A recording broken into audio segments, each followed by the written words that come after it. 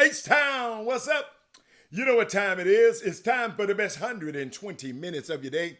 The Chop Shop, the nation's #1 urban sports talk show, and also your midday sports happy hour. Yours truly, Robert Hatter, alongside Jim Hicks, coming to you live from Houston, Texas. But we're broadcasting all over the world via Facebook Live and YouTube Live, and it is Tuesday morning. Let me tell y'all, do me a favor right now. Text, tag, tell somebody about the Chop Shop. Call your last 5 friends. Text your last 5 friends who've been asking you for something and text them to tune into the Chop Shop. If you're on YouTube, you push the like button. If on YouTube and the thumbs up button, and on YouTube, you can share it with your Twitter page. Matter of fact, I'm about to do that now, because let me tell y'all something. Gonna be interesting today. Let me make sure I share it right now before we go any further, because I ain't gonna, when I get locked up in the show, watch this. Just share it to my Twitter. I shared it. So everybody do it. Everybody, that's the price of admission. It don't cost you nothing. Price of admission. Just share the show. Please share the show. So what I like to do, I like to acknowledge our first 5 people that signed into the feed. And today, those first 5 people let me go and look at them. I saw some on my other feed. So I want to make sure I acknowledge those people too. So, but on here, check this out. I got Alex Sesteros, Jeremy Davis, Corey Willis, Daryl Anderson, and Thaddeus Moody. And my 6th man is D. Holcomb. But also Daryl Anderson, Torres Lee, and Cindy Jones are watching too. And I don't know how they confused that to the main feed, but I'm going to shout them out too. And then who is this? El Woo? Hey, El Woo. I've never seen that name before. But shout out to everybody. Jimmy will be on shortly. Got a couple of things I want to share with y'all today. And I messed up some stuff too. Hold on, y'all. Let me see something. Let me see that it messed up over here too. And let me tell you something. These devices, my goodness. But I did want to share with y'all something I just found out before I came on the show. Just found out. Yeah, I messed it up. It came off. Just found out before I came in the show. And hey, Brandy, happy her daughter's back. Brandy's daughter's back from Korea. I know she happy. What's up, Daryl Garrett? But I saw something this morning. I want to start the show out like this. Usually like give y'all something. But we've been tearing this dude's head off a little bit. So let me give you some Deshaun Watson news, and then we can talk about it a little bit. Let's just say this attorney Tony Busby says 20 of the 24 lawsuits filed against Cleveland Browns quarterback Deshaun Watson has been settled. Okay? 20 of the 24 of the lawsuits has been settled. Okay. Let me see. He said in a statement, Tony Busby, since March 16, 2021, 25 lawsuits has been filed against Deshaun Watson, alleging a sexual assault and other inappropriate behavior during a massage session. Okay.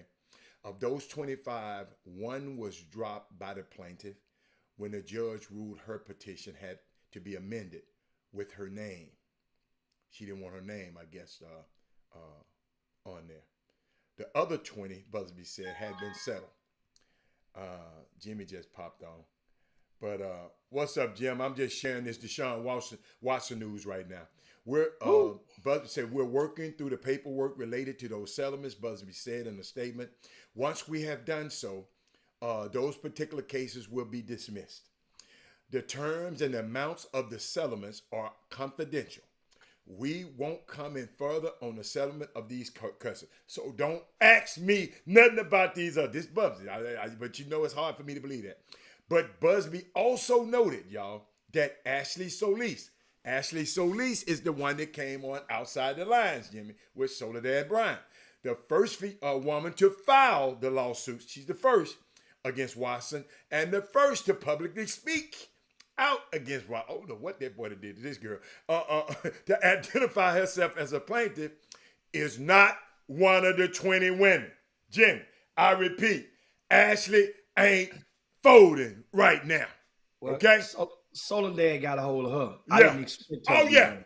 Oh yeah. Soledad got a hold of her. You know. Yeah. Mindy is absolutely right. I would have said a long time ago if I'd have been in this camp, y'all wouldn't have heard about it because I'd have got to all the girls. I ain't gonna tell you no lie. This is what I would have did, Tamika. I said all 24 of y'all. Can I talk to you? I'd have went them one at a time. What it is you gonna listen to y'all? I'm gonna tell y'all a secret. I've done this before. This is nothing unusual. Somebody got to be the Olivia Pope. Somebody got to be the fixer.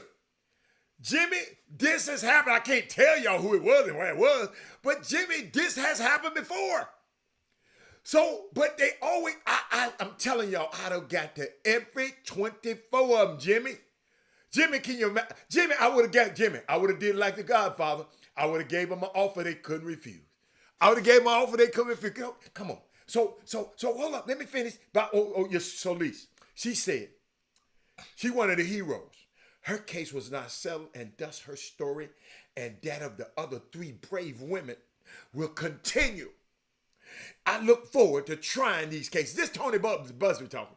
Trying these cases in due course, consistent with the other docket obligations in court. So, I mean,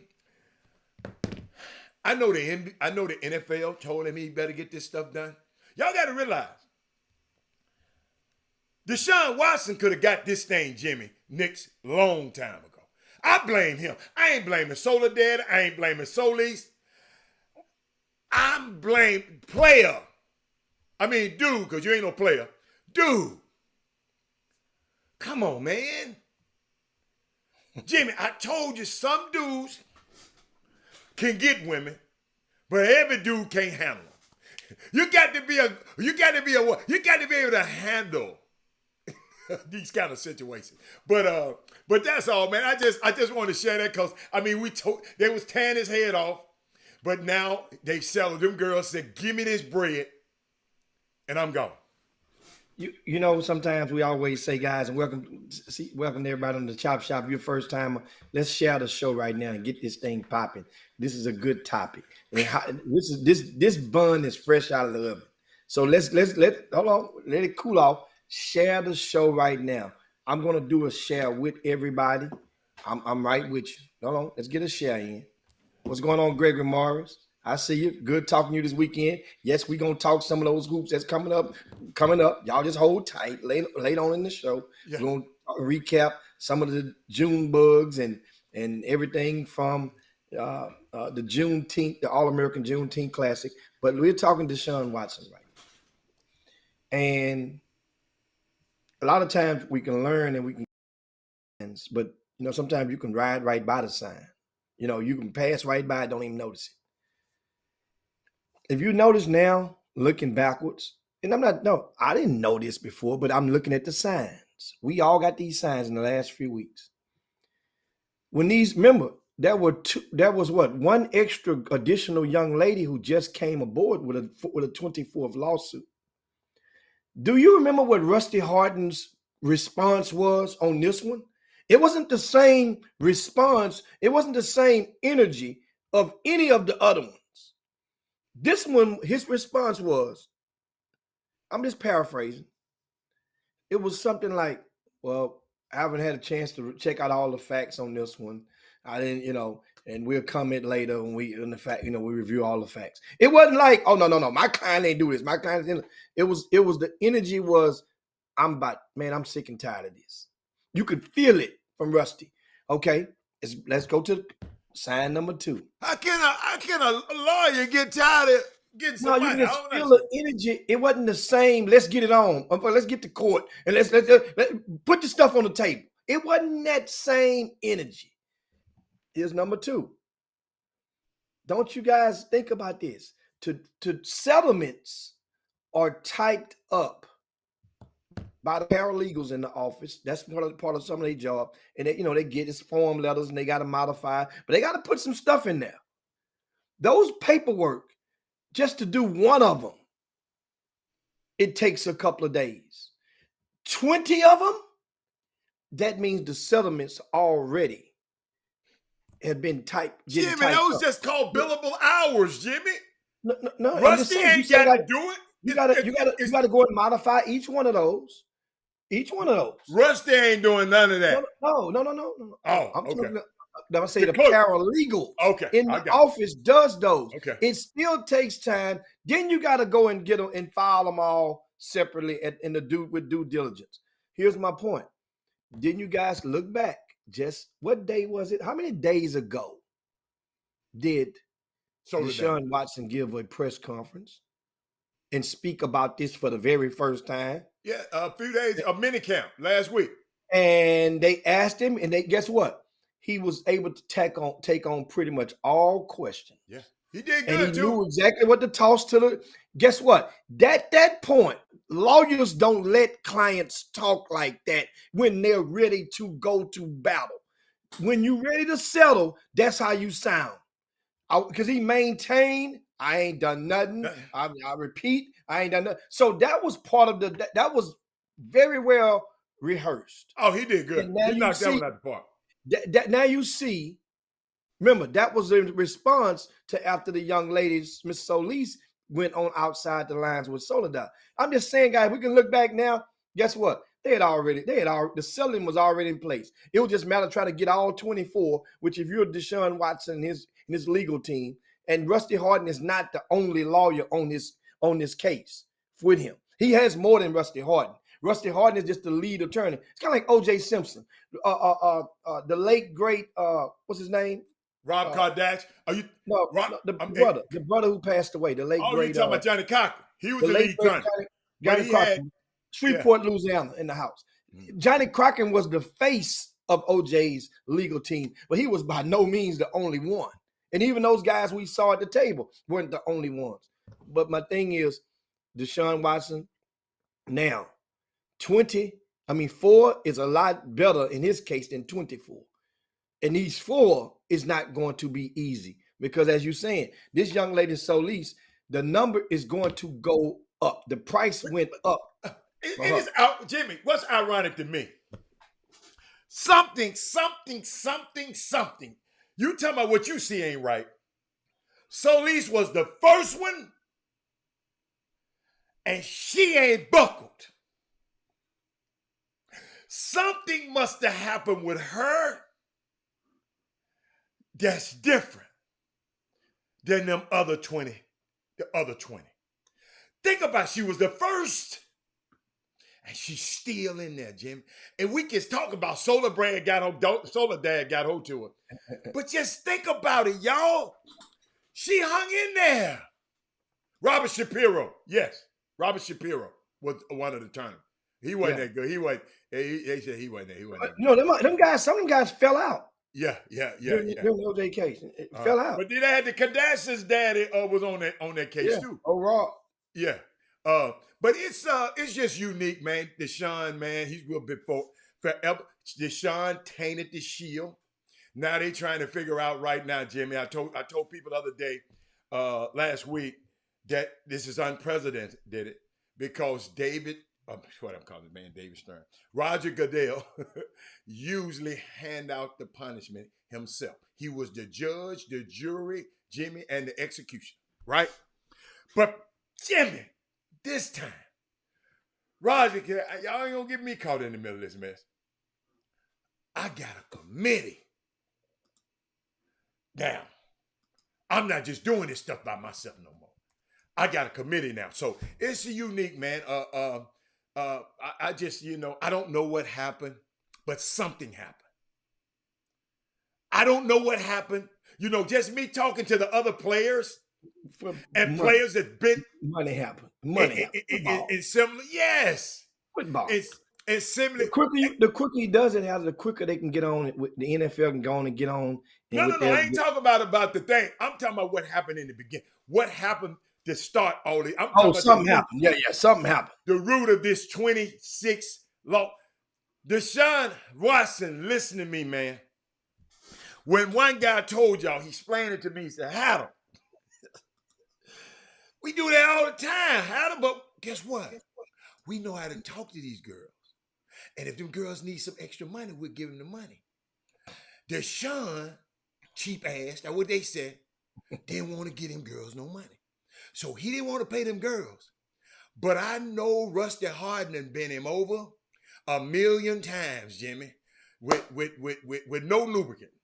And he could have paid earlier. But when the players were telling, see, y'all got to understand, them dudes, he said, I done did this before. I ain't going to tell you how it is. I done did this before. But you got to know how to talk to people, man. Hey, it's just unbelievable to me. It's unbelievable, man. I want it to be over, but I want these girls. If he hurt those girls, they should be compensated. It's called punitive damages. If he hurt them. If they ain't going to get him legally, well, let's get some of this money. Man, and Jimmy, I ain't going to tell you no lie. A little bit money helps a little bit. I don't care how you feel. Like that lady said, the Gucci heir. The girl, if y'all watch the Gucci show and he fired her, he got rid of the Gucci. Gucci's son got rid of the girl. She said, you know what?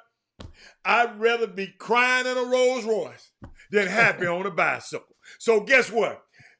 A little money, Jimmy, goes a whole lot away to help a little bit. But that dude was just a little cheap. That's all. It's all good. But what that's got?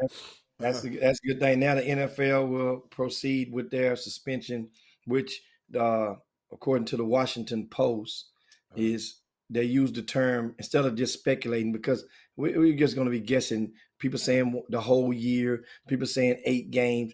Guess what? Whatever it is, I like how the Washington Post coined it. They said it's going to be significant and unprecedented. Yes, it's going to be more than anybody ever got.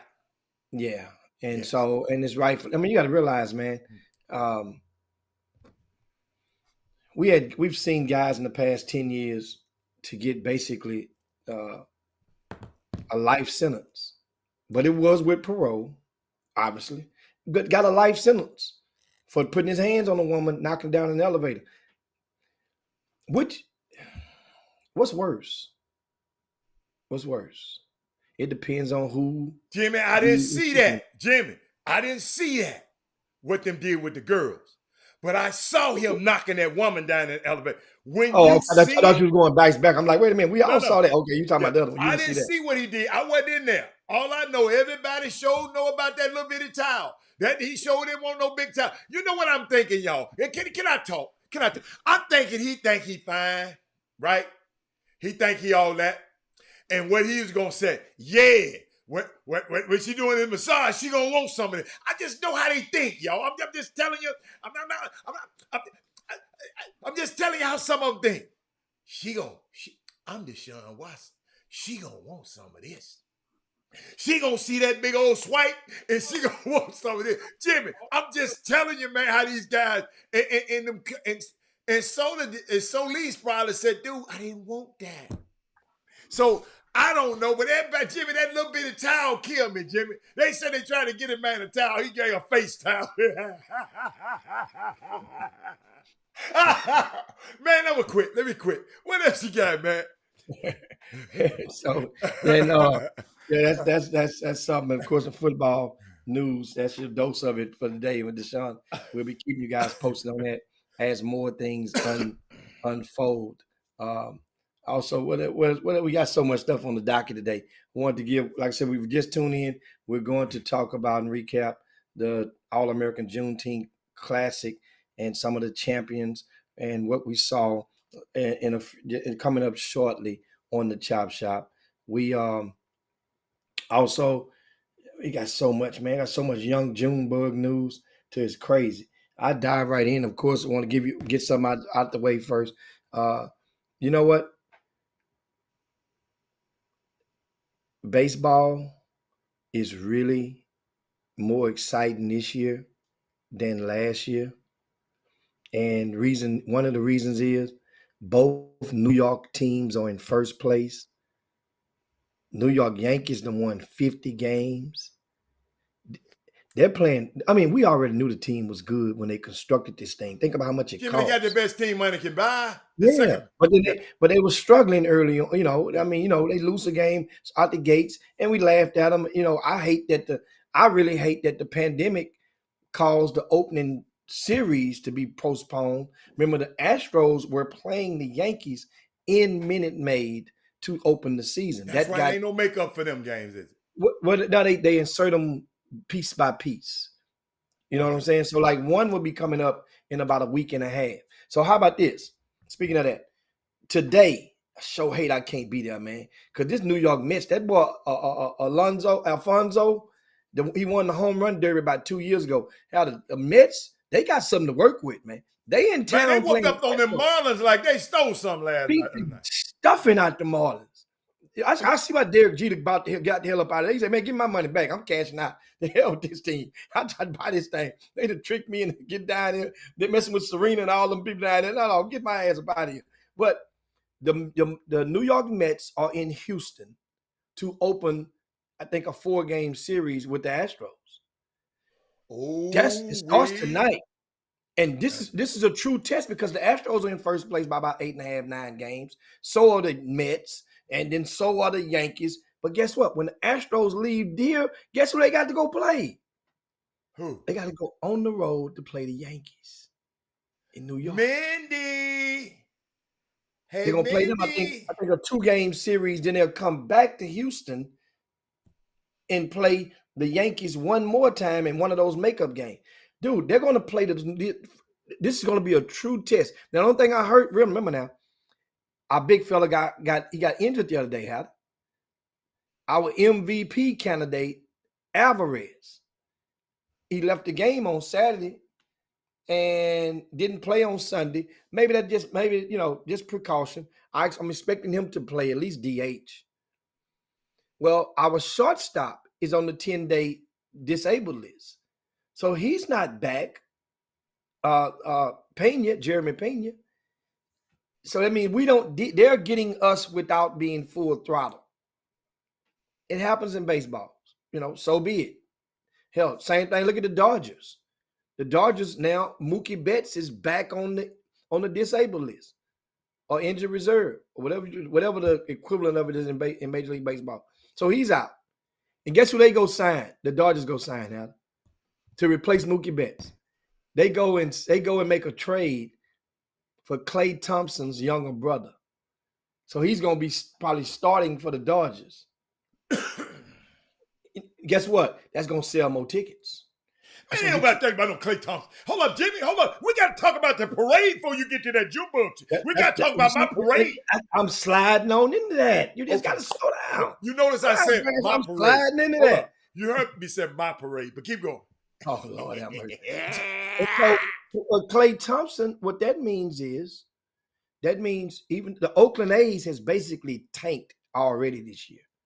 They're done. Oakland A's ain't been done ever since they let that pitcher come out and start snitching on the Astros 4 years ago. 3 seasons ago. He goes to snitching, and they let it be and doubled down on the smack talking, and we got dead in that ass. We meaning Astro.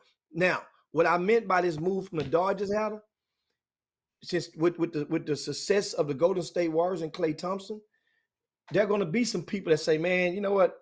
A's, they some slop." I'm rooting for Klay, brother, because I'm loving Klay right now. Klay put his fingerprints on that O'Brien trophy. And speaking of this Klay Thompson, did you see? See, Klay showed y'all what y'all all knew he had in him before. Klay ain't nothing fake about Klay. Klay is what you see. Klay light skinned yuppie. Klay got down there, Hatter, and did the Michael Jackson of all the moves. He put the trophy down, kicked his leg up, done a spin. Oh, wait a minute, you ain't talking about this. Hold on.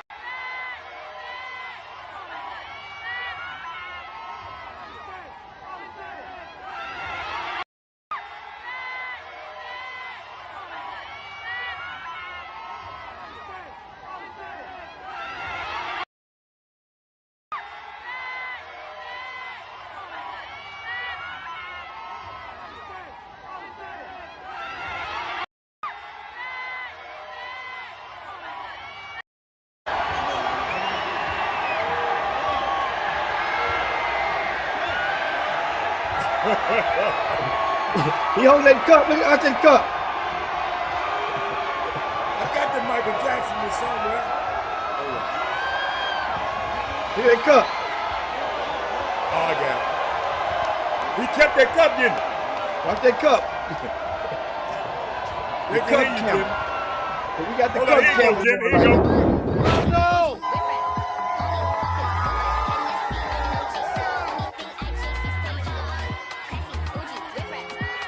Man, he knocked that girl down, man. Hey, Draymond Green. Hold on, Jim. Keep talking because I got more. I found me one person that I can beat dancing. I knew it. See, no, hell no. You better be glad I ain't got that video no more. Jimmy, you got one move, Jimmy. Jimmy, you got one move. Klay got one. I beat that one. I found me one person that I could jig a little bit better than, and that's Klay Thompson. And boy, look at that. Oh my God. Guess what? What you think was in Klay cup? Champagne, pipple. But no champagne. There's no champagne in that cup. But he had that tequila that he had some. I don't know, but it wasn't no champagne. Not that time. You know, if it was champagne get you loose too, Jimmy. I don't know what the hell you talking about. Get you loose. It was that Trace Clay. Hey, but Jimmy, those dudes had a party, man. Hold up, y'all. We got to give you some more. Yeah, go this. Hold on. Where'd it go? Hold up. I got to turn this down a little bit, y'all.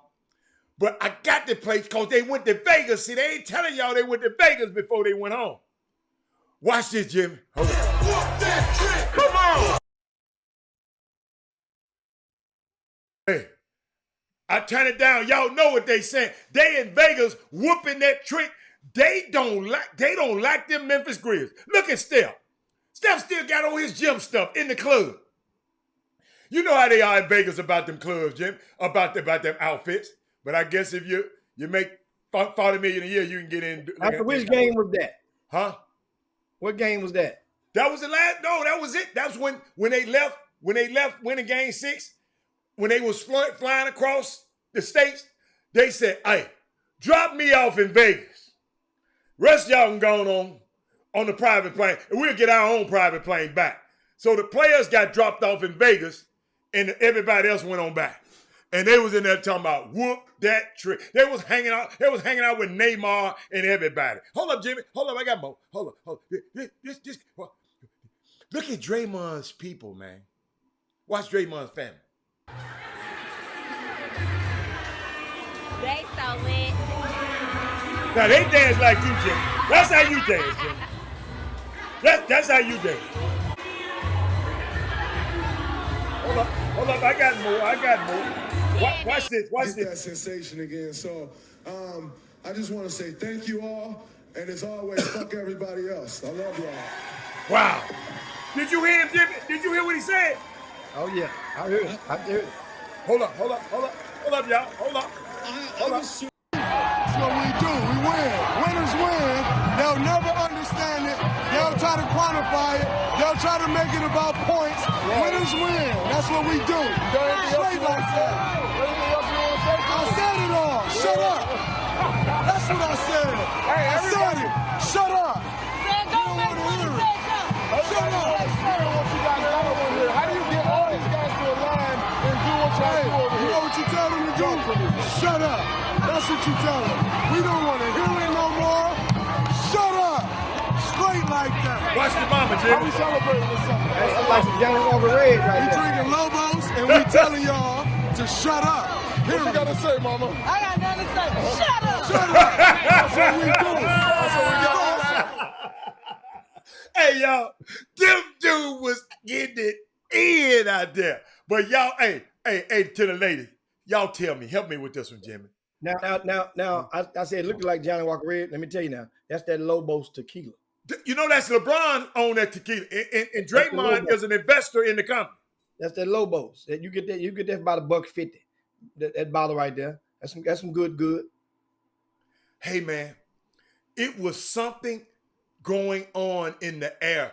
Those guys, Jimmy, you remember, I came on this show, I was talking about the Dame Lillard them talking about. You remember when Steph them was losing?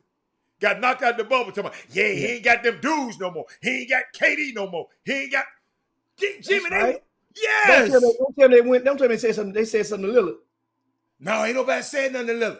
But I'm saying something to his ass. He need to shut up. That's the new slogan right there. That's gonna be a T-shirt. Yeah. We need to get Gary. Gary, don't get a T-shirt rolling right now. Gary, get us some Chop Shop T-shirts and say, shut the hell up. But Now, Jimmy, shut up. Hold up. Check this out now. I don't know if y'all saw this.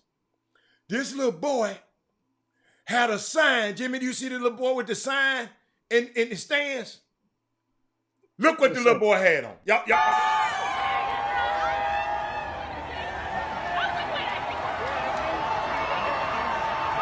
She told her mama, that little boy told me he want to marry me. She told her mama. Look at the little boy right here. Will you marry me, Riley? Look at watch Riley little floating butt. Look at Riley tell me, yeah, hey, big head. Yeah. Hey. Look at it for the creep. Look at it for get up in the DM. Yeah. His little mannish ass. Yeah. But look at little Riley. Right up in there. Hey, mama act like she wasn't playing it. Mama looked like she didn't like that now, Jimmy. Mama couldn't really see a little boy sneaking one in on Yeah. on Riley. Gonna have a little right. Hold up. Now, y'all, I got to show y'all Draymond, y'all. Wait. Oh, no. I got to show y'all this. Hold on.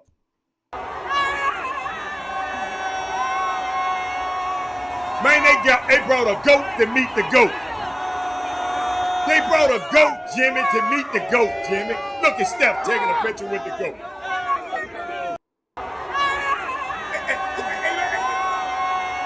Jimmy, you know I was enjoying this parade.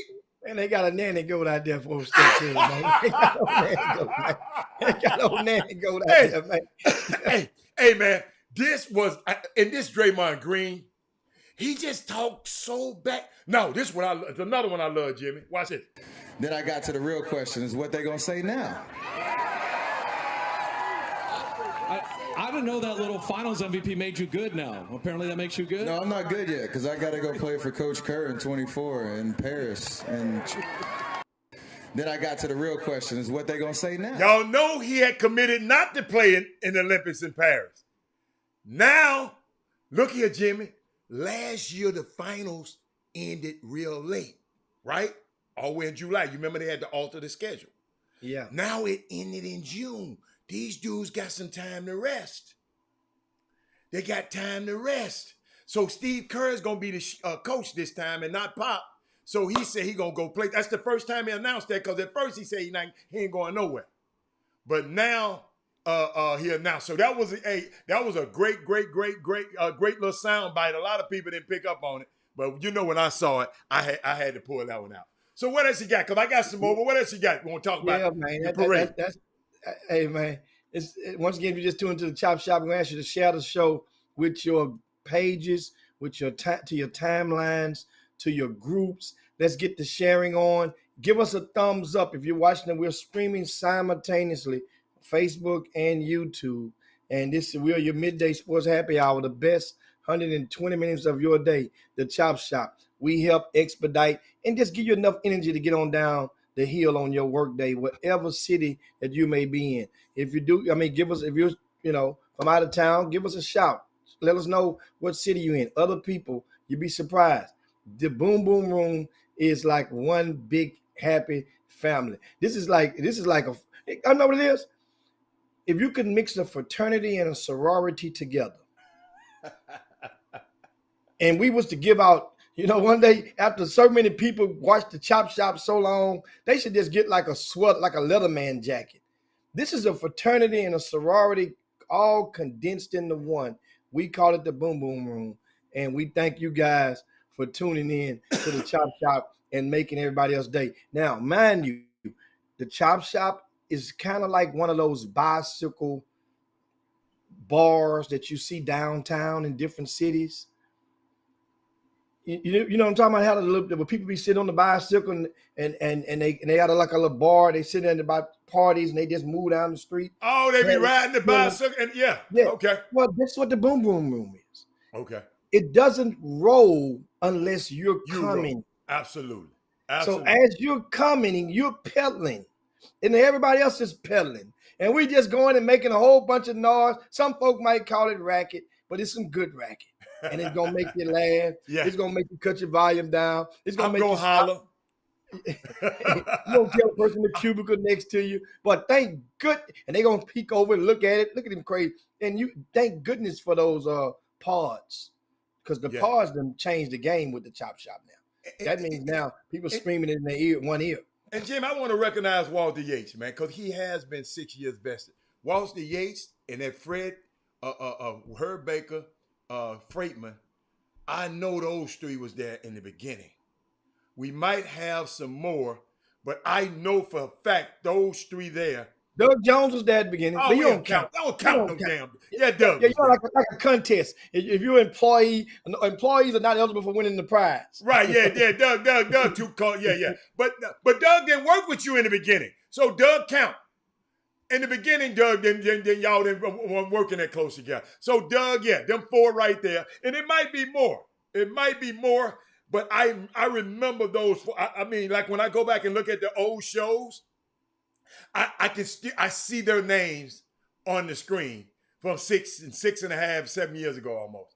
But I just wanted to share that. Shout out to you, gentlemen. But shout out to all of y'all, but shout out to them gentlemen. Yeah.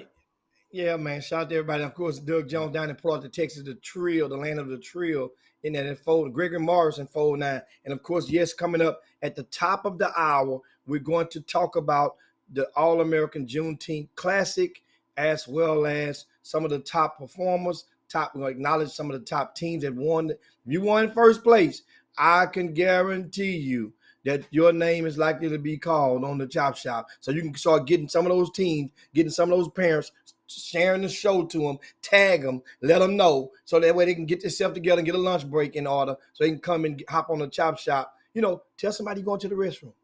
Get on the Chop Shop. Tell them you're going to get a cigarette break. Get on the Chop Shop. Tell them your Ring app alarm going off. You got to go make a call. Get on the Chop Shop. Come on. Do what you got to do. Get them on the Chop Shop.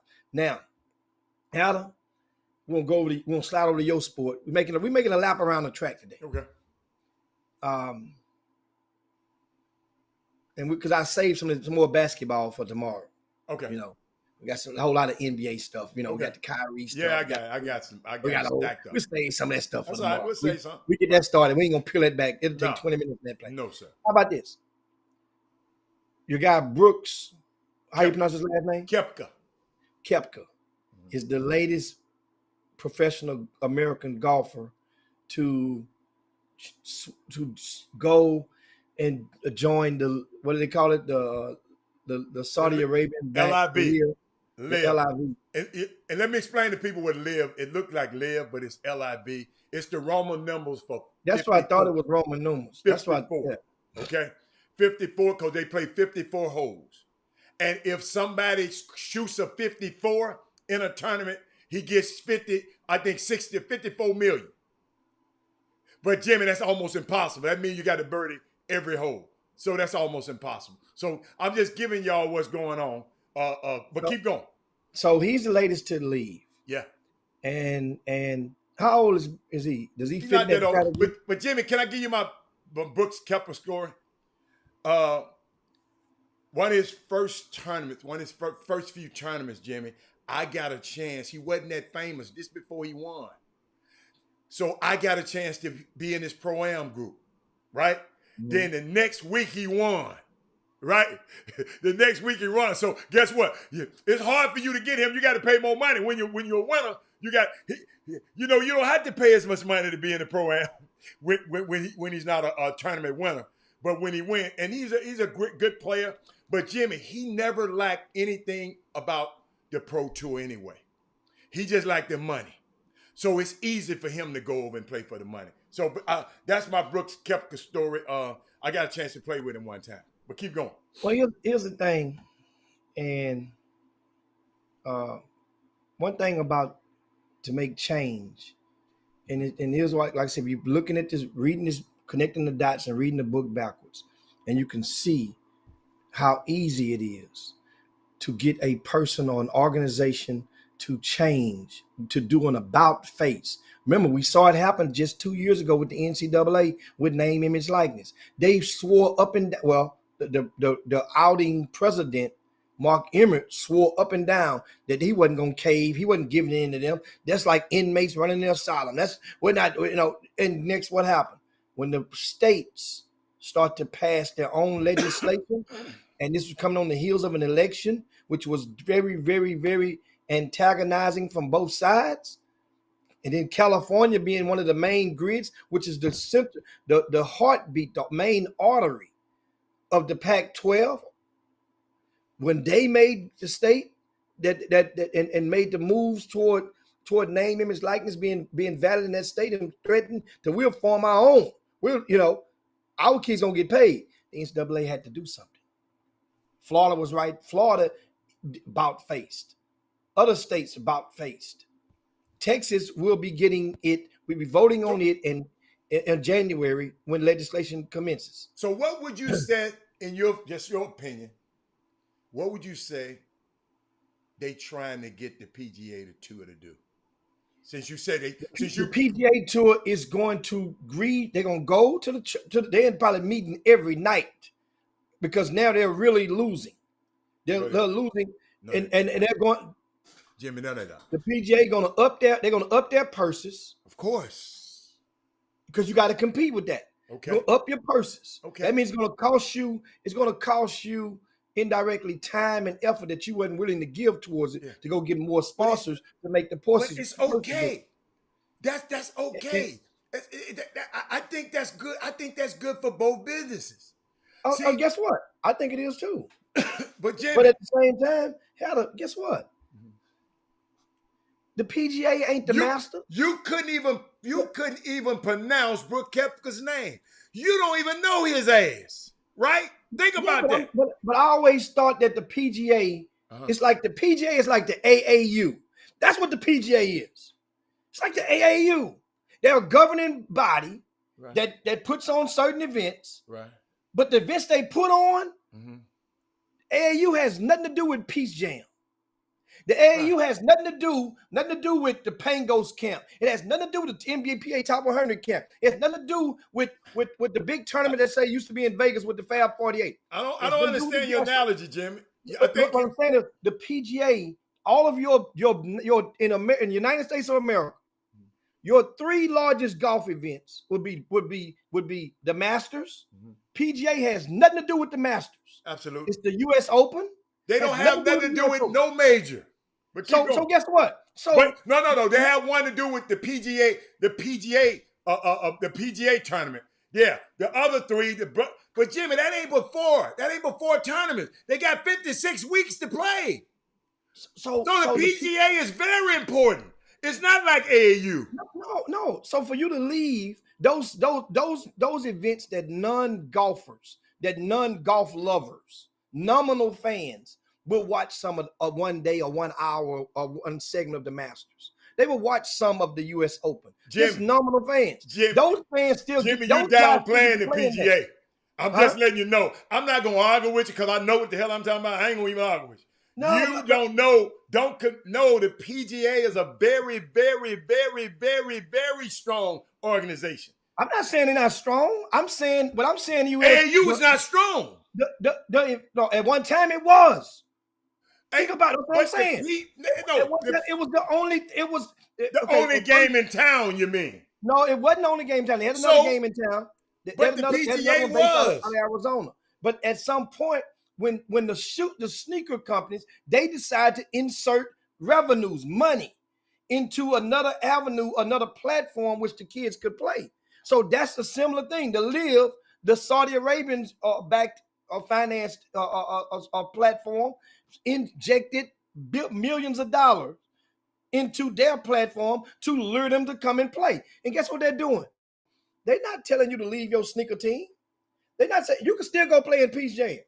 Yeah. You just go play. Instead of now, it ain't no AAU Nationals. Well, for you right now, it's still gonna be some kids who can go to AAU Nationals. And guess what? Like down in Houston, or in the South, a lot of states don't even have AAU qualifiers anymore. You pay your money and you get a straight bid to AAU Nationals. It used to be a qualifier. You had to go and qualify in your respective region of the United States. What I'm saying is it makes them change. It's going to make a change. Yeah, because they're already up in the purse. They're even already up in the purse on the women so they can stop. That's a good thing. But let me tell you something. Colin Morikawa, one of the top young players, he denies rumors that he is considered leaving the PGA. And he said something clear. He said, to state for the record, once again, you are all, and he just says he'll major one or two. You're all absolutely wrong. I've said it since February at Riviera, and that I'm here to stay on the PGA Tour, and nothing has changed. Now, if you'll excuse me, I got some cereal to go pour in my milk. He's a young cat.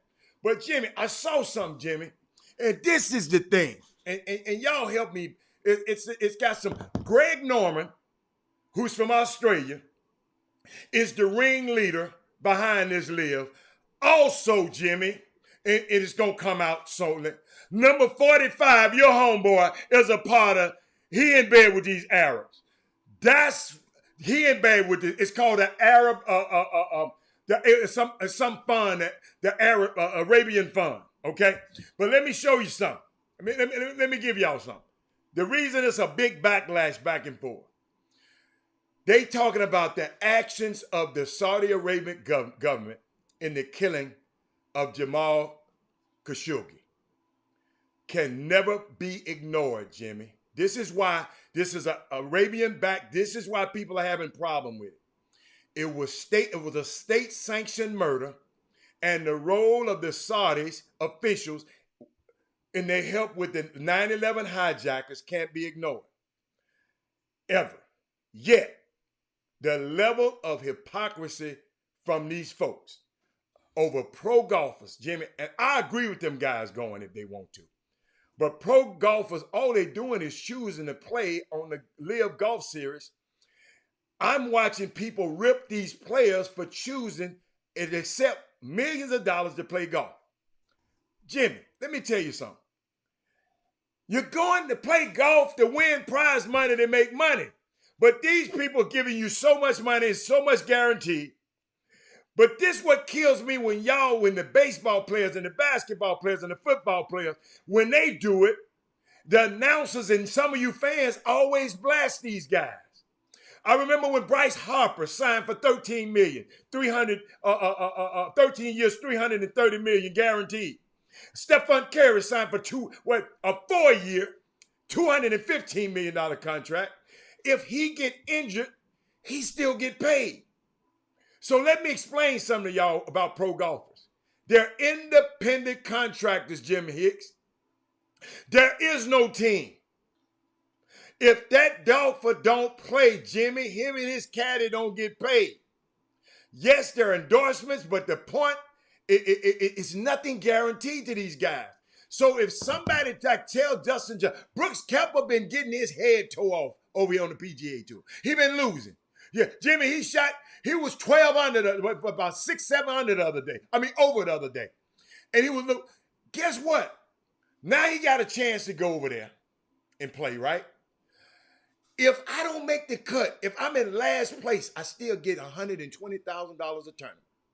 Mm-hmm. If I win the tournament, I get $4 million a tournament. But hold up.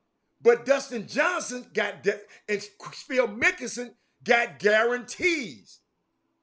They guaranteed them 120 million and 200 million. And they tried to get Tiger 700 million to go. But me personally, I think Tiger is invested in Jimmy in the PGA. And I'm going to show y'all something. You know, all you people. You mean the live? No, in the PGA. The PGA. When you turn it down 800 mil, but it's a golfer told me, a golfer said the other day, man, me getting an extra 50 million ain't going to change my lifestyle. But he's a good golfer. He said, I can quit playing right now. This John Ron. I can quit playing right now, and me and my family, our generations will be all right. But every golfer ain't like this. But I want to show y'all to all you people who were talking about Tiger ain't this and Tiger ain't this.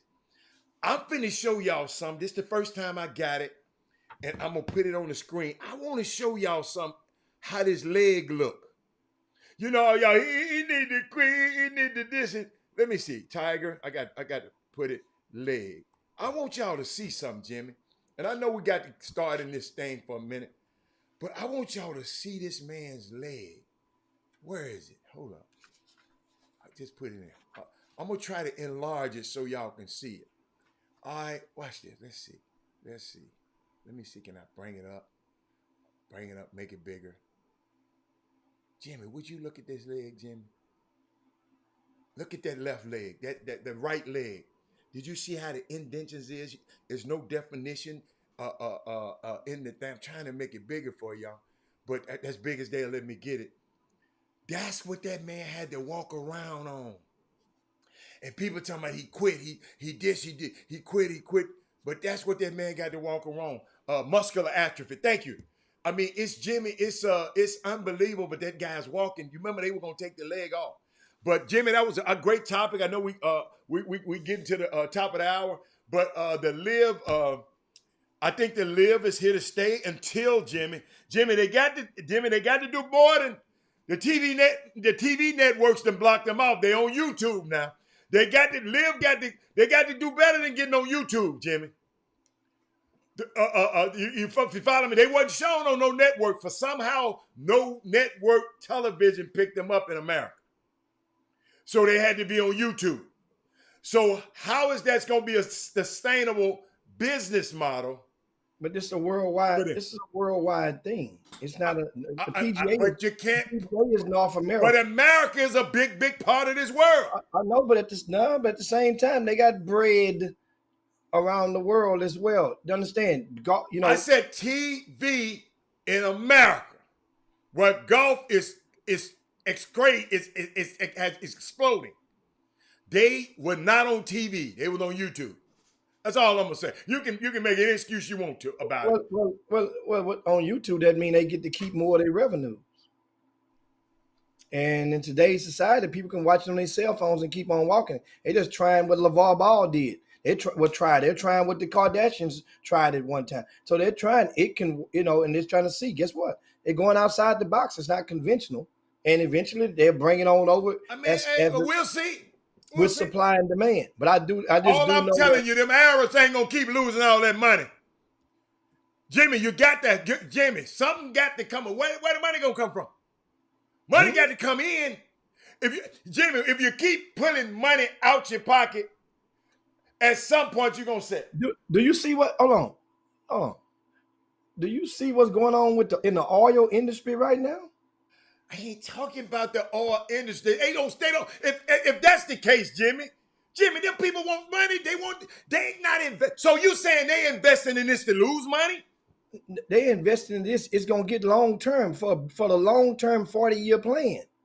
They're getting in there and they're moving. They're using profits. They ain't got to go in their pockets again. These are just profits from the last couple of years that they're giving out. Well, I ain't counting nobody else's money. All I'm telling you is, it's a viable option. Understand like this: the price of a barrel of oil right now is the same as it was. It's the same as it was just a couple of years ago.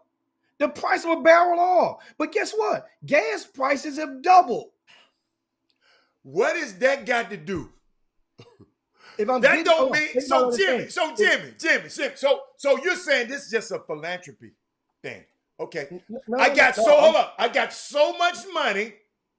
I'm just finna just give it away. I got so much cause the price of oil, the barrel of oil, it's the same as what I'm just getting all profits. So I'm finna give all my profits away. That's what you saying? I'm not telling you, you're not giving all your profits away. Just the investment money is coming from under the mattress. It ain't coming from out of your pocket, so to speak. It's not. That's coming from you getting that out the glove box, getting it out the ashtray, so to speak. From a lot of the backers and the sort of.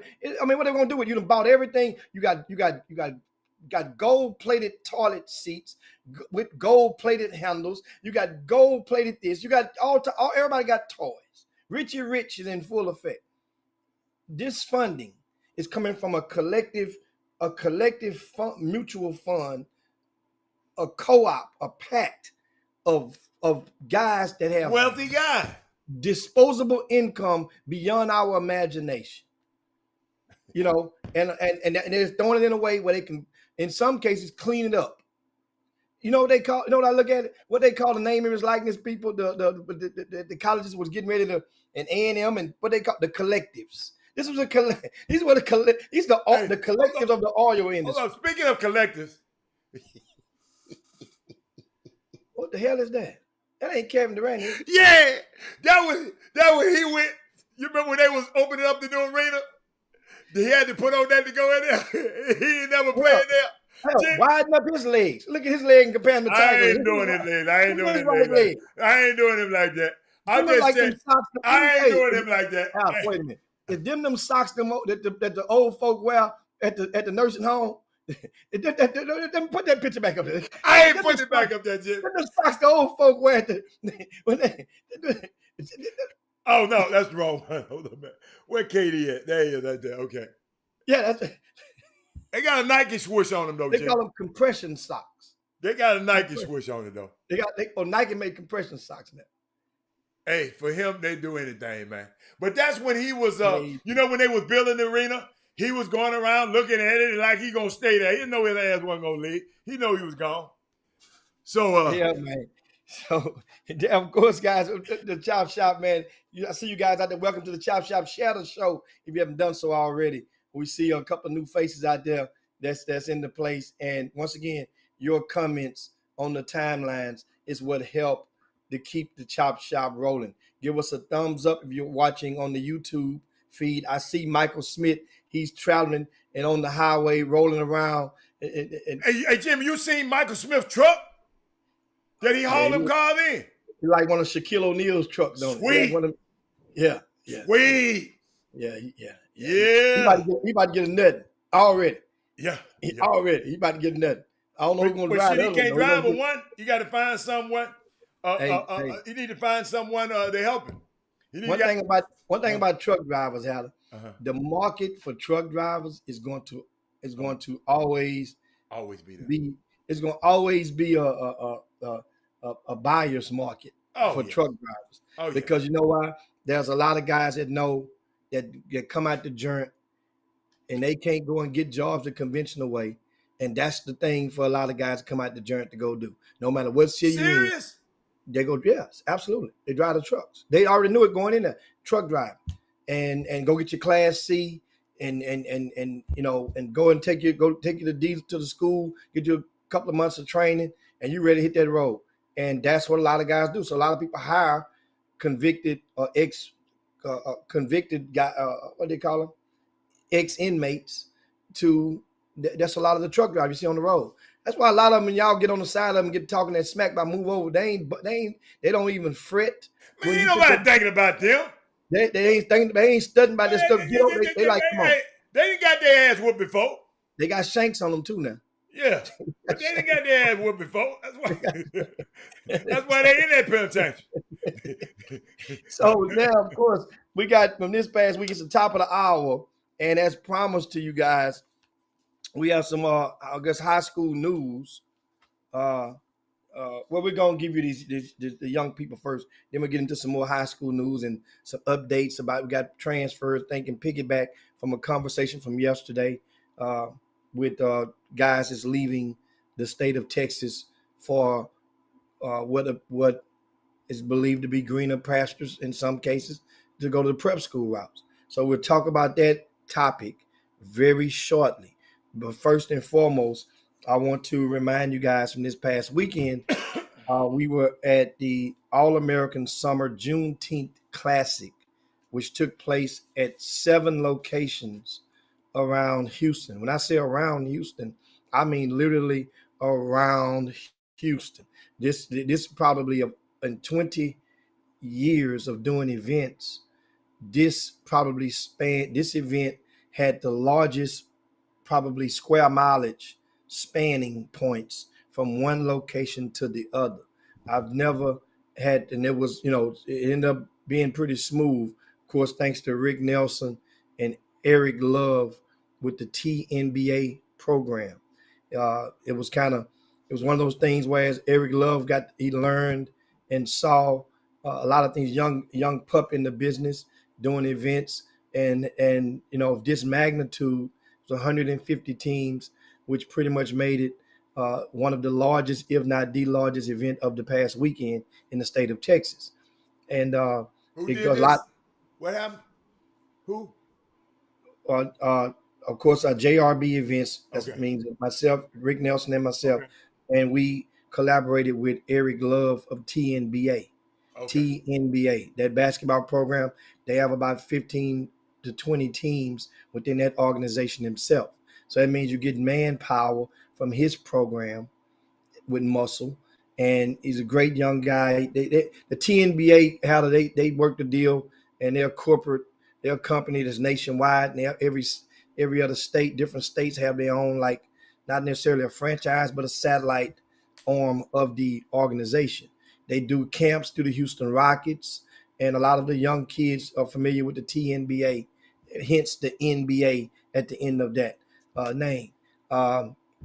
They're not affiliated with the NBA, but they work camps in conjunction with it. So we did this. We had over 30 girls teams this past weekend, and that was a great. So that means it enabled a platform for everybody to be able to collaborate and move into. So I mean, it gives me access.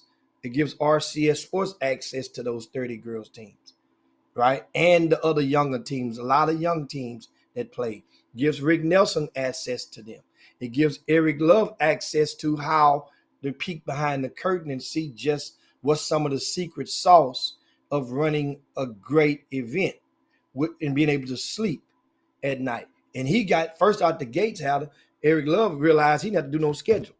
So that's, first of all, he realized that part, he didn't have to do nothing but just, so those are nights of sleep that he gained while doing an event. Because, of course, at the RCS Sports Scheduling Service, we provided the schedule, when that was a good thing. So, but the event itself ran pretty well throughout the weekend, pretty well. A lot of good comments from a lot of the people that played, because they'd never played in our events before, and they saw how much energy, because we implement a lot of expenses. And at the end of the day, the championship, want to acknowledge some of the champions from this past weekend, Alda, and give them their due. And so what we're doing. That, did y'all have a site over off Westview? Yes. Okay, keep going. All right. Yes. Okay. Yes. Westview, that's the old League America. Oh, okay. The League America, Okay. and Okay. that we had, that it used to be at like a 6-court facility a few Okay. years, about 10 years ago. Okay. We I think RCS Sports, we were the first event to ever occupy that League America Mhm. complex. That's when they had John Lucas was on board, and that, it's lasted about a couple of years, and they went on and turned into a trampoline place, I think, after that. Well, now they have a sport facility where you can have 2 courts in there and we used it for mostly girls, and the younger ages occupied that place this past weekend. But in the 17 under division, the Houston Rockstars, based off the east side of Houston, the Rockstars, Ronald Revis founded that program, and uh, and then he incorporated Alan Smith. He's an administrator in Channelview ISD, and they've stayed steadfastly tapping into the talent pool on that east to northeast side of Harris County. And rock stars have all, this was the program that helped, that produced Curran Roach, guys. Remember Curran Roach, who I mean, who took the, was a hot name back when he was in high school. I think him in North Shore High School, they ended up winning a state championship. I want to say around 2015 or so. He went on the University of Texas. Now he plays, I think, in the G League. Last I plays, professional ranks, not in the NBA, but he's getting paid to play basketball. As Curran Roach is. Rockstars beat the CME Elite 61-43 in that championship, and of course, speaking of that Rockstars team, give them a shout out. Want to shout them out for kicking a little butt, and they won one of the first JRB tournaments for this season. They beat the BP Elite in the semifinals and upset Good Vision in the quarterfinals. And one thing about all three of the Rockstars win was the fact that they won all 3 games, guys. Guess what? They won all 3 of them by double digits on Sunday. Bracket play was on Sunday. And so So what is that saying? Them other teams just ain't that good. no, I mean, they were just clicking, man. They were clicking. And that's one of the things about it. Just 17 and under? 17. We're going down 7. That's 17 and under. And like I say, they were clicking. And you had the young man Keith Marshall from Channelview on that team. You had Daybron Broomfield from Westfield. He's a youngster on that team. You had Darius Silver, right? Or the Silver from Summer Creek. I'm looking at some of the names, of course. Doug on his from Doug Jones' report recap in the VIP news of RCS Sports. He lists a lot of the top performers, and so I'm just listing some of them. Zacchaeus Davis, I'm sorry, from Crosby High School. He's a class of 2023, and shout out to him. Kamarion Joseph, Booker T. Washington High School, class of 2024. All of those are Houston rock stars. And on the 16 and under division, I want to give a shout out to Team Stage, based out of Port Arthur. Fat Cat had a Fat Cat and won him some iron. Took him a old piece of metal back home. And this Team Stage, they've been chopping at the bit all spring and summer, and they finally put it together for a couple of. They finally put it together for one weekend and got it done, and that's a good thing for Team Stage and for Port Arthur. I'm looking at Daniel Williams, Hayden Underwood, Wes Davis. Wes goes and Daniel Williams both attend Beaumont United. They're the class of 2024. Hayden Underwood is at Port Arthur Memorial, and he's part of the class of 2024 as well. And these are guys from the team stage program. They won the 16U division. Now in the 15U division, also from that same area, right? The Beaumont area. And this is the SBG class of 2025. That's the Silverback Gorillas. The Silverback Gorillas. You got it, Al. And they took first place in the 15 and under division. And the SBG, that is. And guess what? They kicked a little butt, and they knocked off the hard work Austin 68-34 in the championship game. And some of the guys that from that particular SBG program is Kendall Hillstock, Jeffrey Morris, and the rest of those guys. Shout out to them and that program. They've been lone supporters. They've been avid supporters of JRB events all spring and summer, the SBG program. And every time it's been an event, one of their teams have either won, placed, or showed. And they've got, as a result, guess what? Those kids, they'll get acknowledged on rcsports.com and or on the Chop Shop. And that's a cool thing for the young persons, especially summer school. They get to hear their name called out and get acknowledged for their hard work and efforts. But shout out to the SBG 2025 program. And what we'll do is we'll give two more, and we'll get the rest of them on tomorrow. Before you go, I want to eat something in here. Because I said the Silverback Gorilla because I know Mindy didn't like that word. She didn't like that word. I did that intentionally. So hit dog and hollered, huh? Yeah. And then Marissa said somebody can go. I said, go where? He can go where? And I like to say go where. And you know what I like to say? Houston, where you at, man? Y'all better quit letting them people take this thing up there, these trophies back up the road. 4-9, y'all know I like y'all. Y'all know I love y'all. Wesley Yates, y'all know I love you. But Houston, where the hell y'all at? Man, now I'm sorry, Jimmy. I'm tired of this. Jimmy said they win, place, or show. Y'all can't play basketball. Wesley Yates or Terrence Arsenal, they winning everything all the damn time. Houston, where you at, man? Greg Morris, I'm glad you said it coming. Where you at, man? And I know it's different. Hey, Doug, I know it's different, but y'all drinking the same water out there that they drinking in Houston. Doug, you down here more than you're up there. So I just want to know, where are the Elijah Garretts down here in Houston? What my team got? Wait a minute.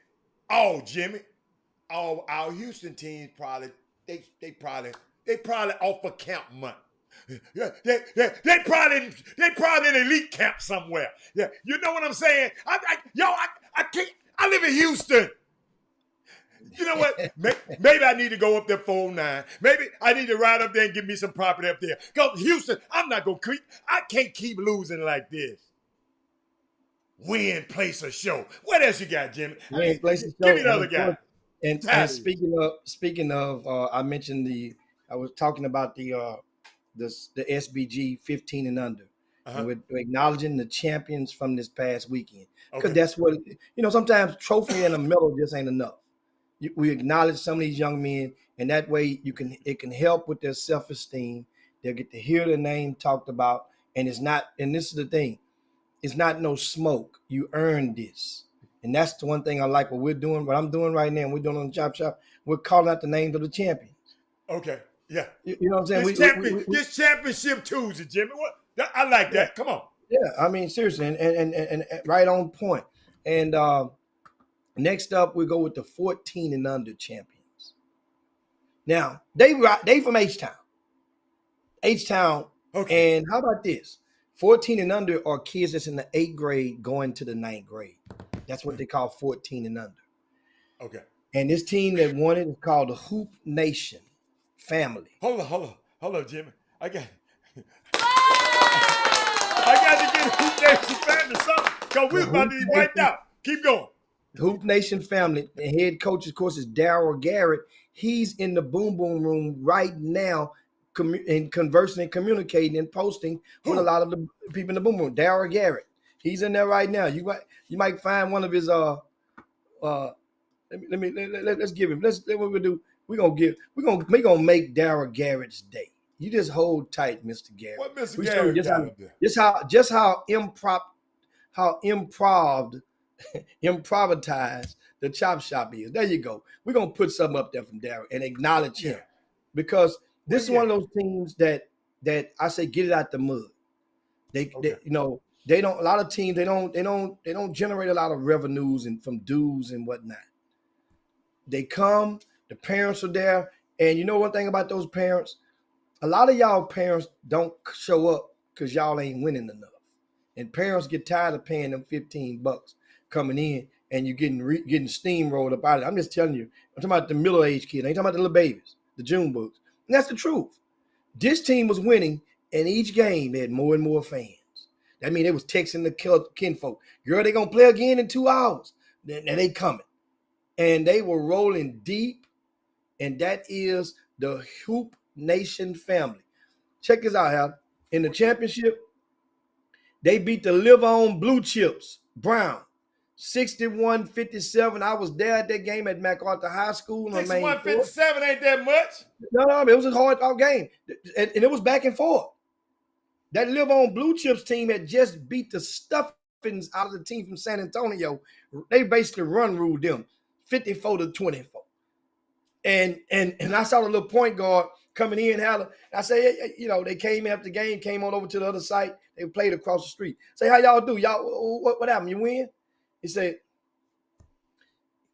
yeah, we won. Of course we won. Man, they had to stop the game on them dudes, man, about 2-3 minutes to go. So I ain't know the score. I looked at the score later on. Yeah, they did. 3 minutes to go. You're about 30. That's ball game. Right? Mm-hmm. And I watched them play. And then next thing you know, this Hoop family, let me tell you something. Hoop Nation, right? Hoop Nation family. Okay. Adam, see these fourth grade. They ain't touched high school yet. Let me give you one. I'm going to give you one. Put him in your pipe. Right now. I need one. Who I got? Give me one. Who I got? Tim Carter. Tim Carter. Adam, I'm telling you right now, Tim Carter got a chance to be, ain't no chance. He's special.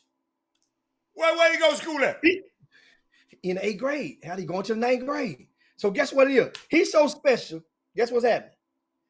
He got 3 schools. They don't even know which one he's going to go to. They battling. They battling it out right now. First one is Milby High School, right?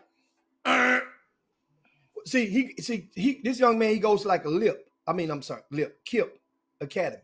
Oh, okay. So one of those KIPs, you know what I'm saying? So that's where he went to 8th grade school at. Oh, because they house on that campus. And right. then HISD, you can go anywhere in HISD. Well, give me the 2 others. Give me the 2 others. So Milby was the first one. And so people might say, Milby, but guess what? Chris Isles is the new head coach at Milby. Chris Isles started Hastings back in the days. And he was a coach. And he was a coach at Alvin. Alvin had won more games at the beginning of the season than they won the last 2-3 years combined. So Chris Isles is trying to create a new culture over there at Milby. The second school, Adam, is Shadow Creek. Shadow Creek. Come on over there with Money Mike. Oh, Lord have mercy. Come on over there with Money Mike. Yeah. What's the kid's name, Al? Do you remember his name? What's his name? Who I'm talking about? Talking about Tim Carter. That's what I'm talking about. Tim Carter. Carter, hey, don't let me get hold of your Rolodex. I get that number. But Milby is itching to get back at Shadow Creek because Shadow Creek took Will Young. Took Will Young away about 3 years ago. Remember, Will Young went to Milby along with Gerald Dokes. Okay. And they never got to play together. Whatever happened to Gerald Dokes? But we'll talk about that later. But keep on going. Tim Carter, what's the other school? Know the other school is? What? You better not say. You better not say You better not say the school around the corner from Shadow Creek. You already know that's where I want him to go. No, they out to run it. They didn't make the cut. Remember, because Coach Woods don't recruit. Remember, Coach Woods don't recruit. So Coach Well, Woods shit, said, I'm a recruit for him. So guess what? The third school for this kid, Tim Carter. Wherever he go, he touching. Just watch. He's not a midget. Got good body, good frame. He got a varsity body. You know, sometimes you say a kid got a college body. He has a varsity body right now as a guard. The third Jimmy, school, the UIL watching this show? Because I don't want no stuff out the UIL. Because whenever I get him to go UIL, I'm telling y'all do that shit to me like y'all did to Anthony Black, y'all going to have some problems. But come on, Jimmy. Guess what the third school is? What's the third school? I mentioned Milby. Okay. I mentioned Shadow Creek. Okay. Jack Yates is the third school. Yeah, I can't get mad at Jack Yates either. Why did you tell me this, Jimmy? Now you're going to put me in the middle of something. So guess what? Here's the thing, though. These are two sports. Every other kid out there that's a stud in basketball is likely in middle school. It's likely to be a stud in football. That's how it goes in middle school. So he's a star. Remember, I told you he has a varsity frame. That lets you know right then that means a football coach would be salivating to get him in a helmet and some shoulder pads and keep going. He's that talented of a two-sport star. So now, Shadow Creek, Milby, or Jack Yates as a two-sport star. It's gonna be hard. It's gonna be a hard decision, and we'll see. He's about 6'1".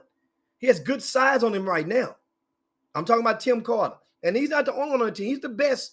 He was the best player on the court that I saw on Sunday afternoon with that Hoop Nation team. And I watched him twice.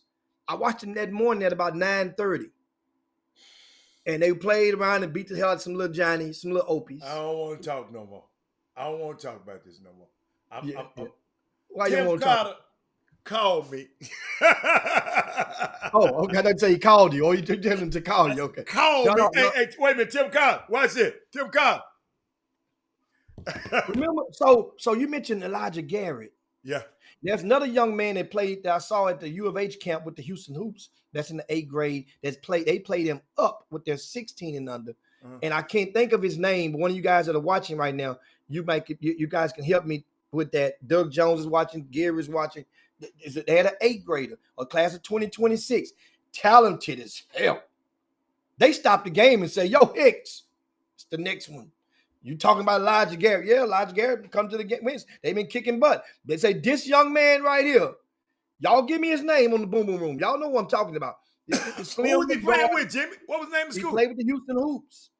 And I don't know. I don't remember his name. They were in the middle of the game. I was watching over at the U of H camp.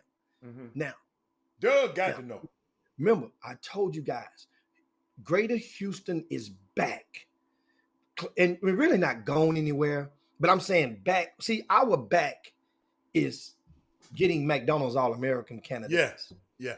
That's what our back is. Nas Price. Boy, that Gary Carter. Nas Price. Nas Price. Now, what school is he supposed to be going? That's what I want to know about the 8th graders going to the 9th grade. Let's split it out. Where is he supposed to be going? Seven Lake as an incoming freshman.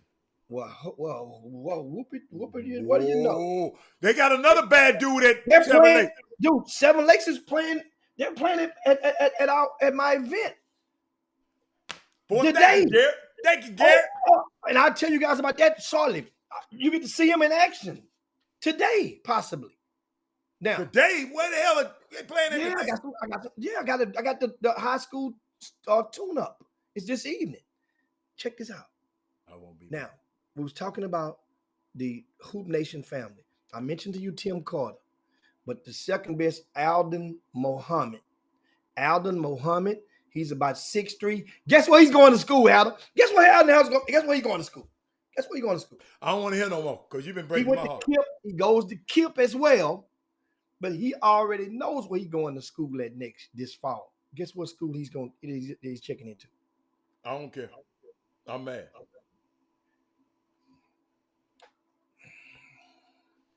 Reverend Jack Yates Senior High School. This boy What? is 6'3". He's gonna be on varsity with Greg Wise. Already said We're he got a back. uniform already waiting on him on varsity. Seriously. Wow. Now, his name again, Alden Mohammed, I done got his name down here. right? Boy, So now, boy, Jack Yates is back. dude, I'm telling, dude, this Tony team, Dorado, get that gear back ready. they got another young man. Uh-huh. Check this out. He goes to KIPP as well. They got some talent, these little KIPP schools. And so what they're doing is this guy, Darryl Garrett, just basically just went where people wasn't trying to go. The people they ain't had time to go sifting through the talent at KIPP schools because there's, the athletics are different over there at those schools, right? They got a kid named Curtis Alexander, right? He's about 6'1" as well. These ain't no midgets we talking about. Guys with good size, good athletes. Adam,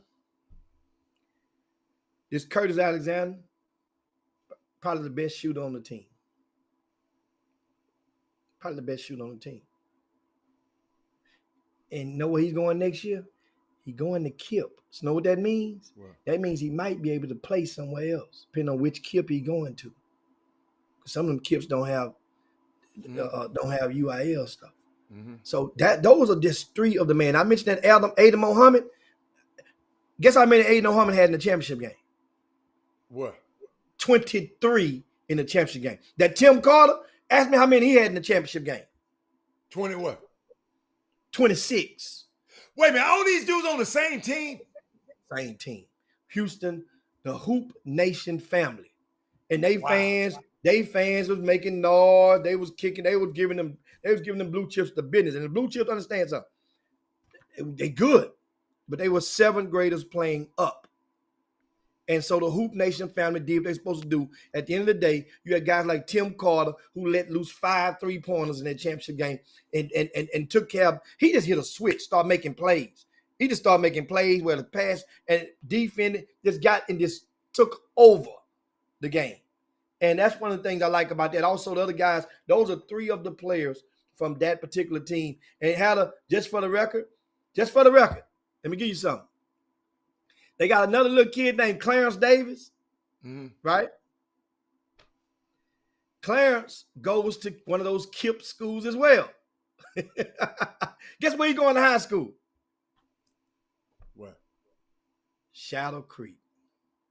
Money Mike got some help. They got another little kid named Jace Collins. Jace Collins, I'm going to name this middle school where he attends, and you are familiar with this middle school. Want me to give you the name of it? What? Nolan Ryan Middle School. Yeah. Where's that zone to, Helen?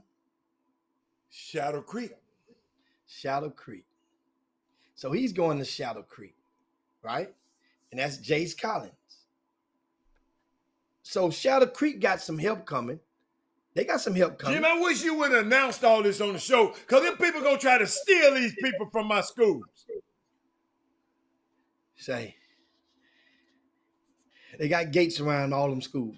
They can protect their own. Okay. They can protect their own.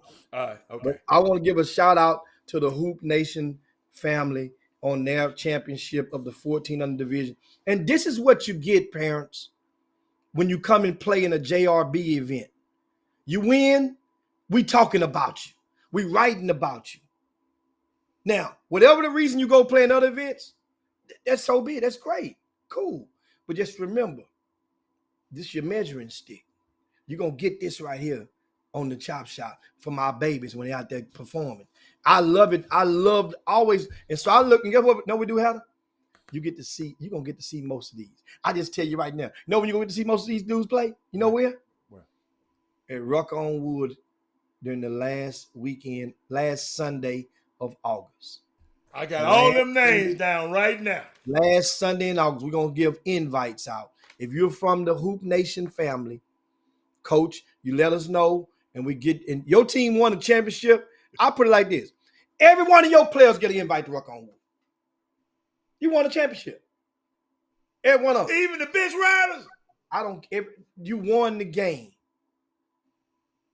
All of them get invited to Ruck on Wood from me. You remind me that team there, Everybody on that team get Ruck on Wood invite.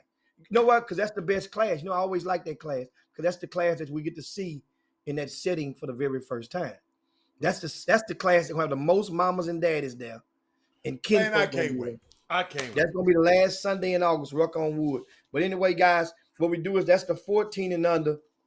And what we do on tomorrow, we'll do the 13s, the Okay. 12s, and 11s, and acknowledge the girls on tomorrow on the Chop Shop. That's what we do. We're just Jimmy, going through the Jimmy, can I championship share road. some high school news with you? Yes. Let me share a little bit. I happened to, other day, I was last time I was in town, I go to I see a young man, he see me in the pro shop at the golf course. I mean at the line where we eat. He said, "I know you."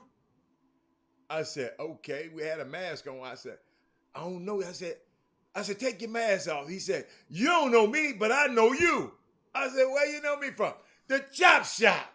I said, "Oh, okay. What's up, man? How you doing?" So we get to talking and just talking and talking. And we was talking about other stuff. He told me he had a son. He just left Vegas. And his son do it pretty well. And his son is tall and big and all that. And Jim, next day, I know he sent me some pictures of him and his son. Jim, wait a minute. That's his son. Hmm. Hold on. Ladies and gentlemen, I mean, y'all got to understand, I did not know this man from Adam House Cat, right? Young kid is Drayden Jones. He's at Oak Hill Academy. He was at Straight Justice. That's him. That's his dad. I guess that's his mom. Jimmy, I guess that's the coach, the new coach, the old coach. I don't know which coach is that. But the kid got his. I learned about this kid a long time ago from Gary Carter, because I had never heard of him. I went to straight games, 2 games. I don't remember him at the straight games. But this young man, Drayden D, they said 6'10", 335 pounds, 3.7 grade point average, National Honor Society, 18.5 shoe, 16 years old, date of birth 7/4/2005. Jimmy, I didn't know. I talked to a person one day, and the next time I'd see him, Jimmy, they are going to Oak Hill Academy. Can only happen in America. But Jimmy, just another one of our top players. You got to be a top player. He's going. And every time I hear people talk about him, they talk about how great of a kid he is. Guy sent me a thing this morning. I'm telling you, this stuff happens so quickly. Let me tell you, somebody sent me this morning talking about the kid. It's other people. Man, did I have this? Okay. Hold on. This kid is a great kid and has a real chance.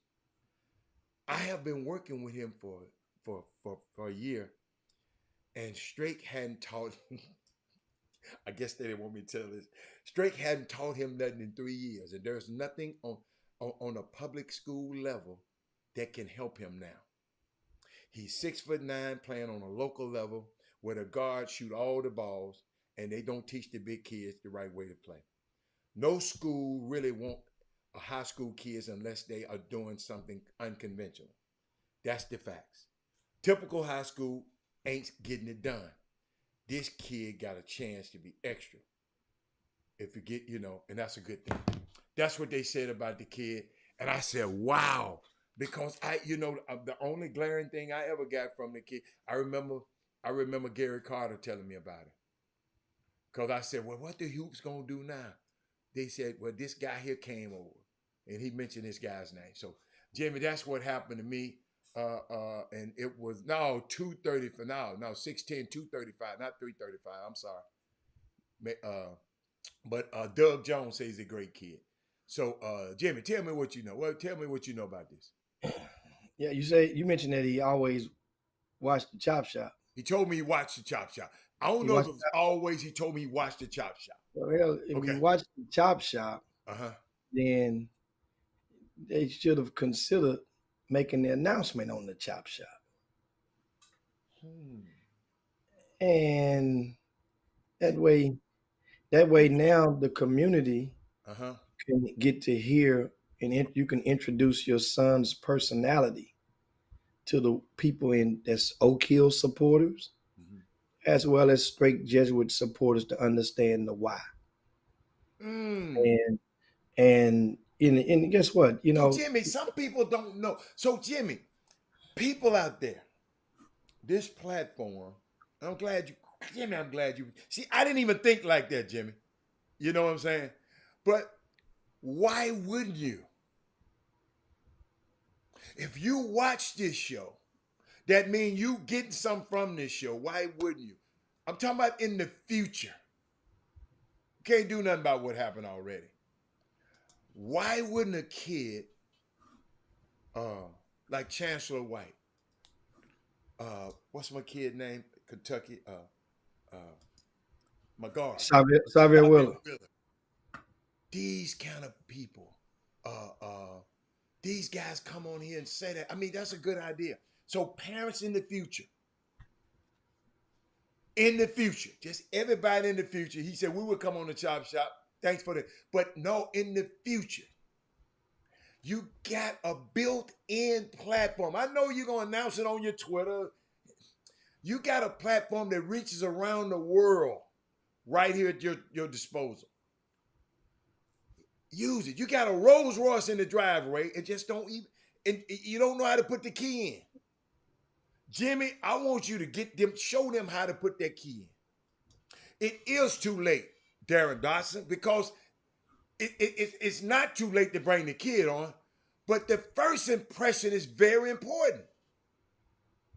If you got news, you want to always put it. So think about it.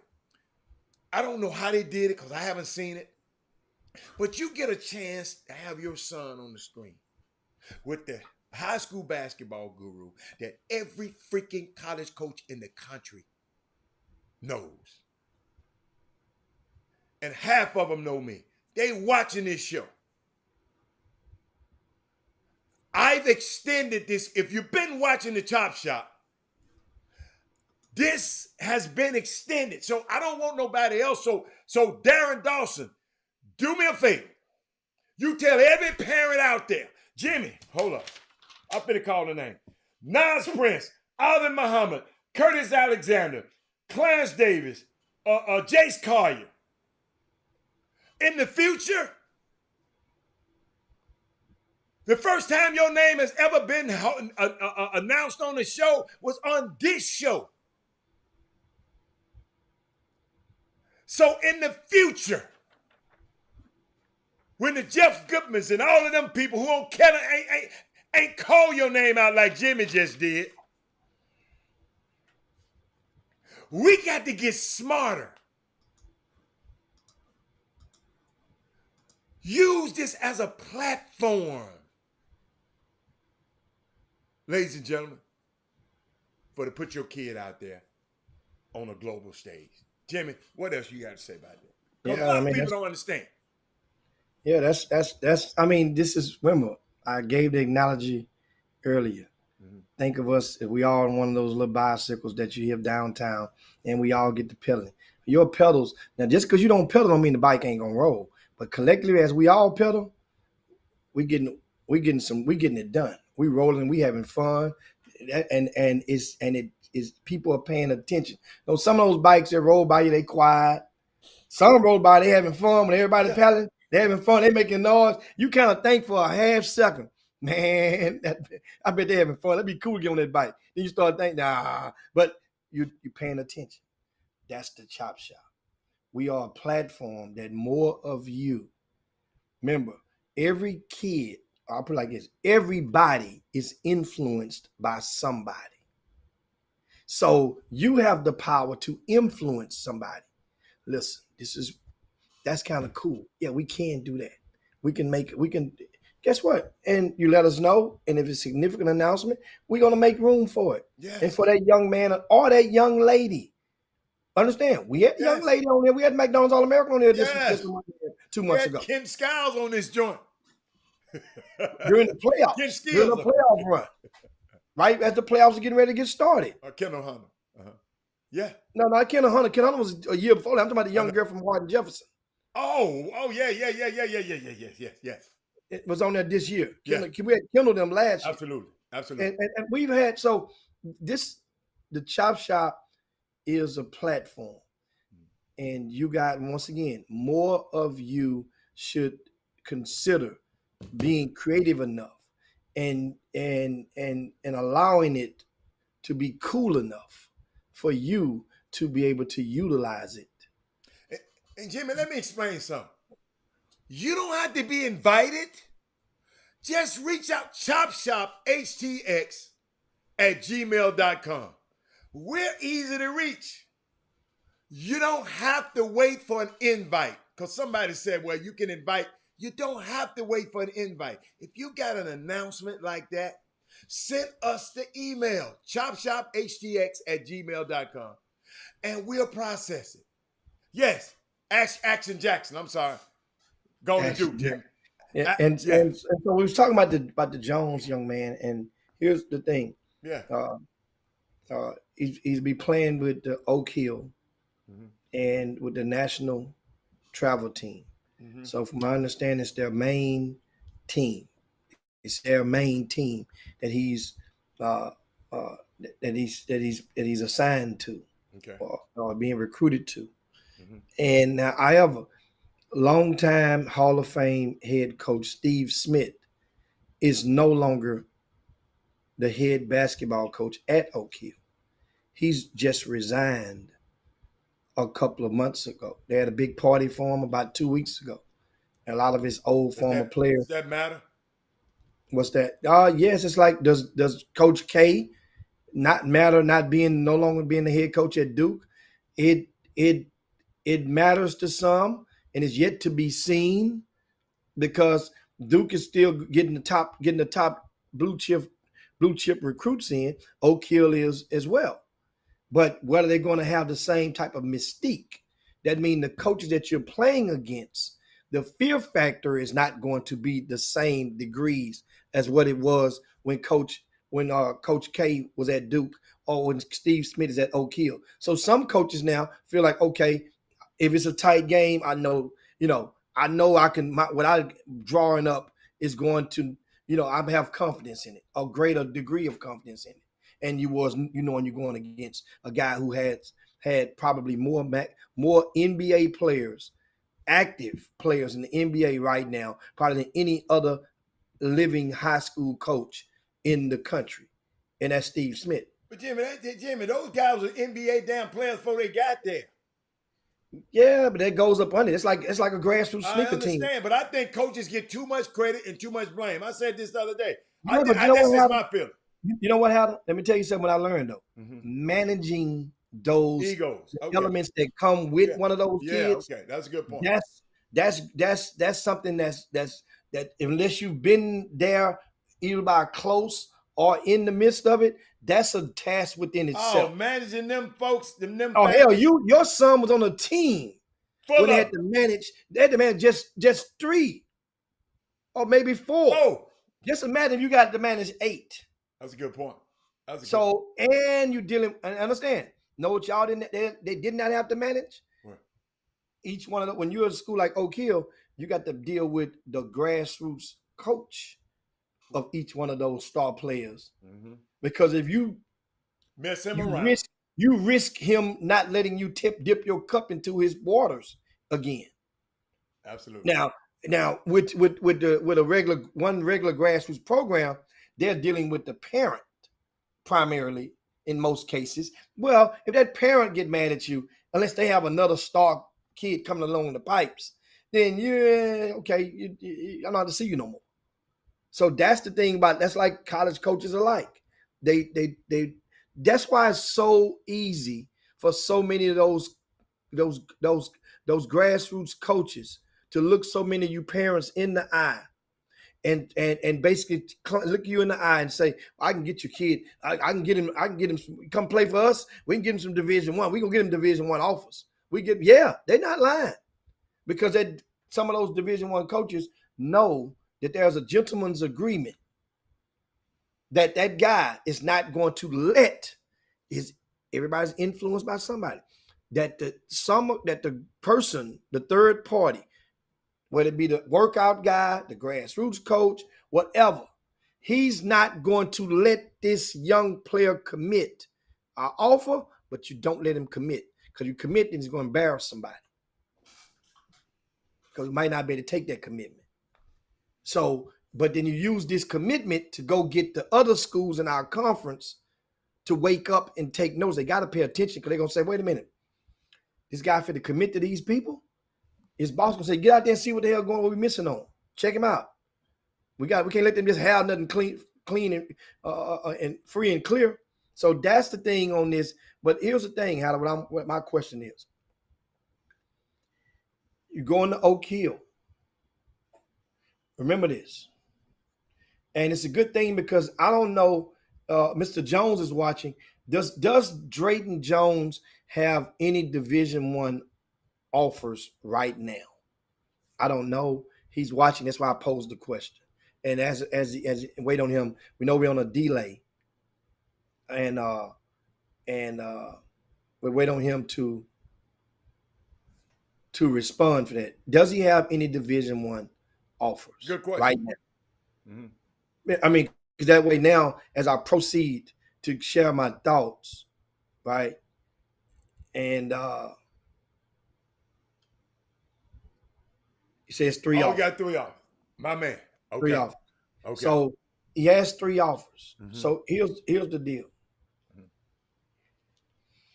The conventional wave of recruiting is, if you have that many offers, then you're probably going to make a decision on his college in the fall. Probably going to take official visits.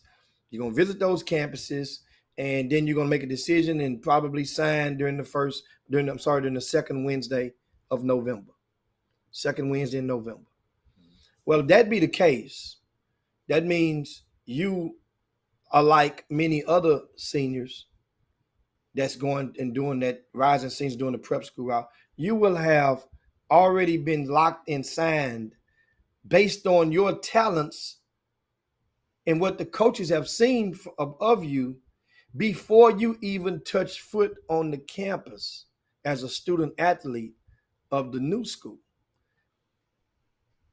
Before they've even played their first game. You follow me? So what that means is, if you're going to the new school, right, because they have options in Houston. They have options in Dallas. They have options that you can go and could have did the same route. I'm not saying it's a bad route. I'm just saying So that you're if saying, okay, walk me through this. I'm a dad, so this is not what I do.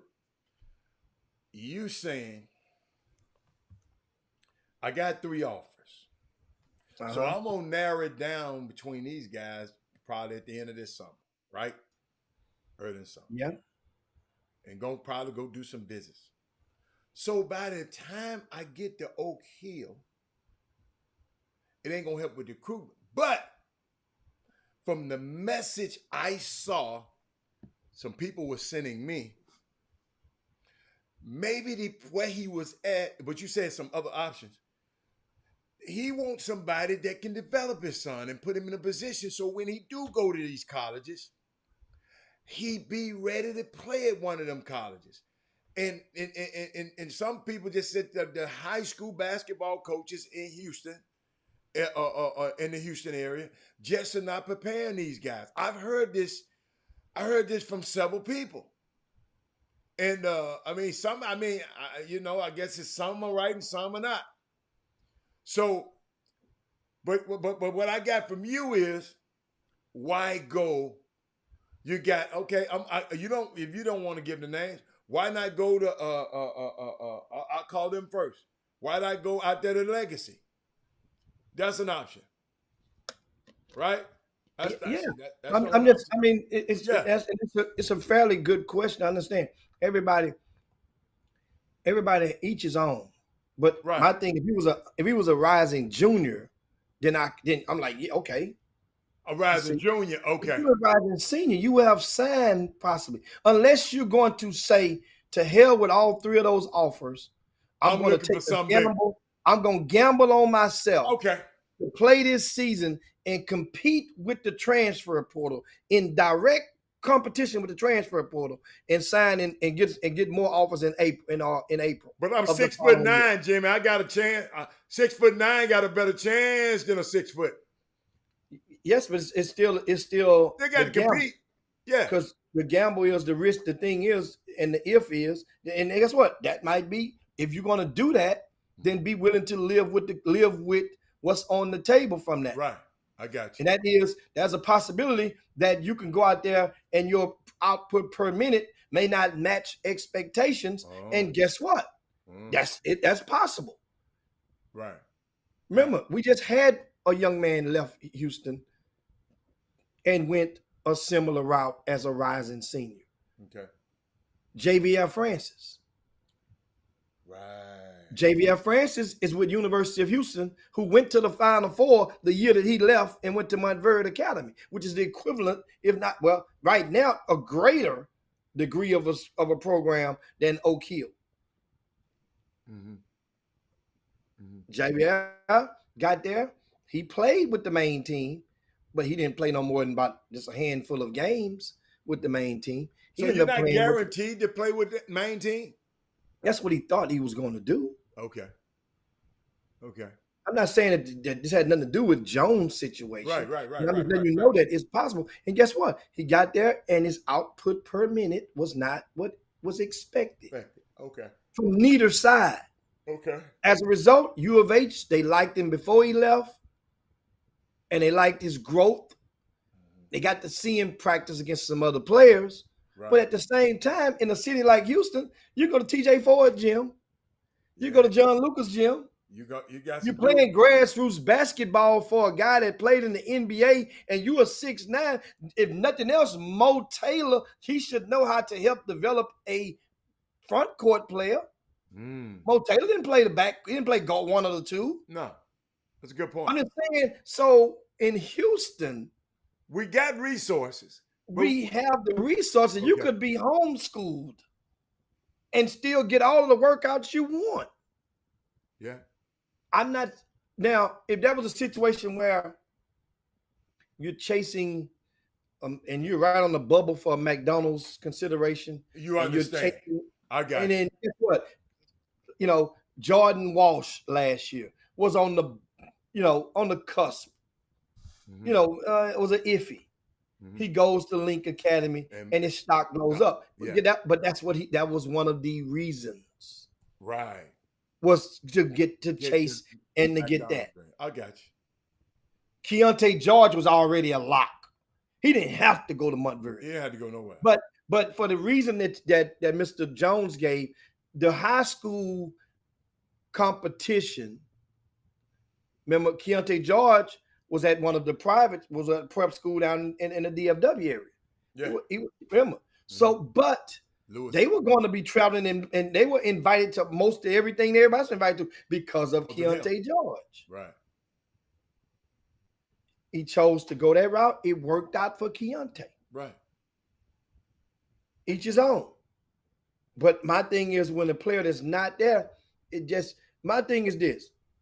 So if you was going to be a McDonald All-American, you can understand the move. If you was going to boost your stock to try to be in a McDonald, if you're in certain programs, then I can get it. But if you're playing grassroots basketball, many people formulate their votes and their decisions after the summer. Yeah. It's done. It's really done. You Absolutely. only got about 4 slots that ain't done from every single voter out there. They I've heard that. 20 of those 24, they've done.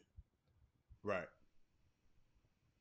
Here's what I mean. Everybody's gonna pick 5 guards, five wing guards, 5 wing forwards, and 5 front court guys. That's gonna be pretty much. That's 20. So now you got 4 slots that you're shooting for. And guess what? Somebody's gonna make a late push and do it with their high school team based on them playing in one of those national type events. But then even on, guess what, Adam?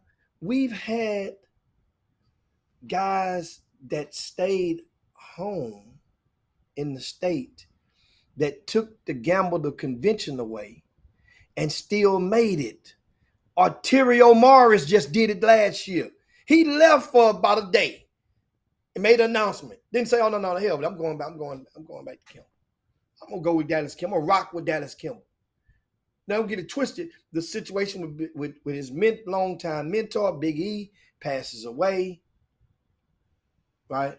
Keep going. And as he passed away, then of course that might have played a role in the hearts of some people or may have gathered more attention toward Arterio Morris. But guess what? He was balling wherever he went. And they had invites to play in separate tournaments, including Glenn Smith's Hoop Fest, which we saw a young man have a couple of years ago go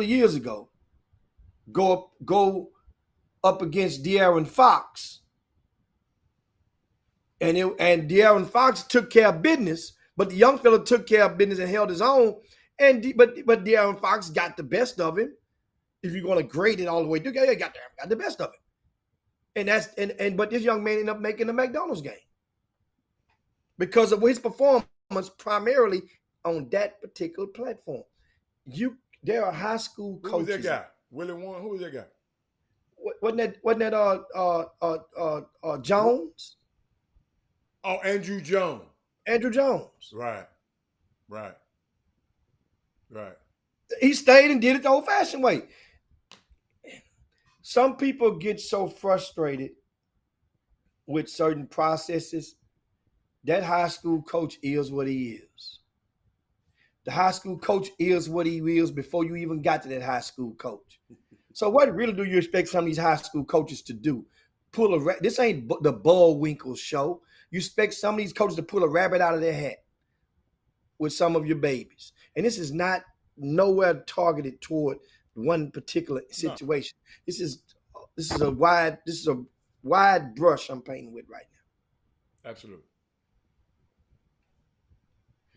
You got the workout guy.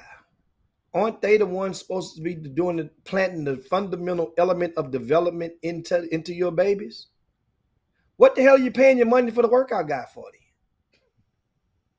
I'm just trying to figure it out. If the blame is going to go on the high school coach, because back in the old days, and some of you guys are parents, y'all know the old days were back when you came up. Who was the workout guy in yesteryear? Hell, when you was in school, who was the workout guy? John Lucas. When you were in school, nothing back then. Oh, okay. Who was the workout guy then?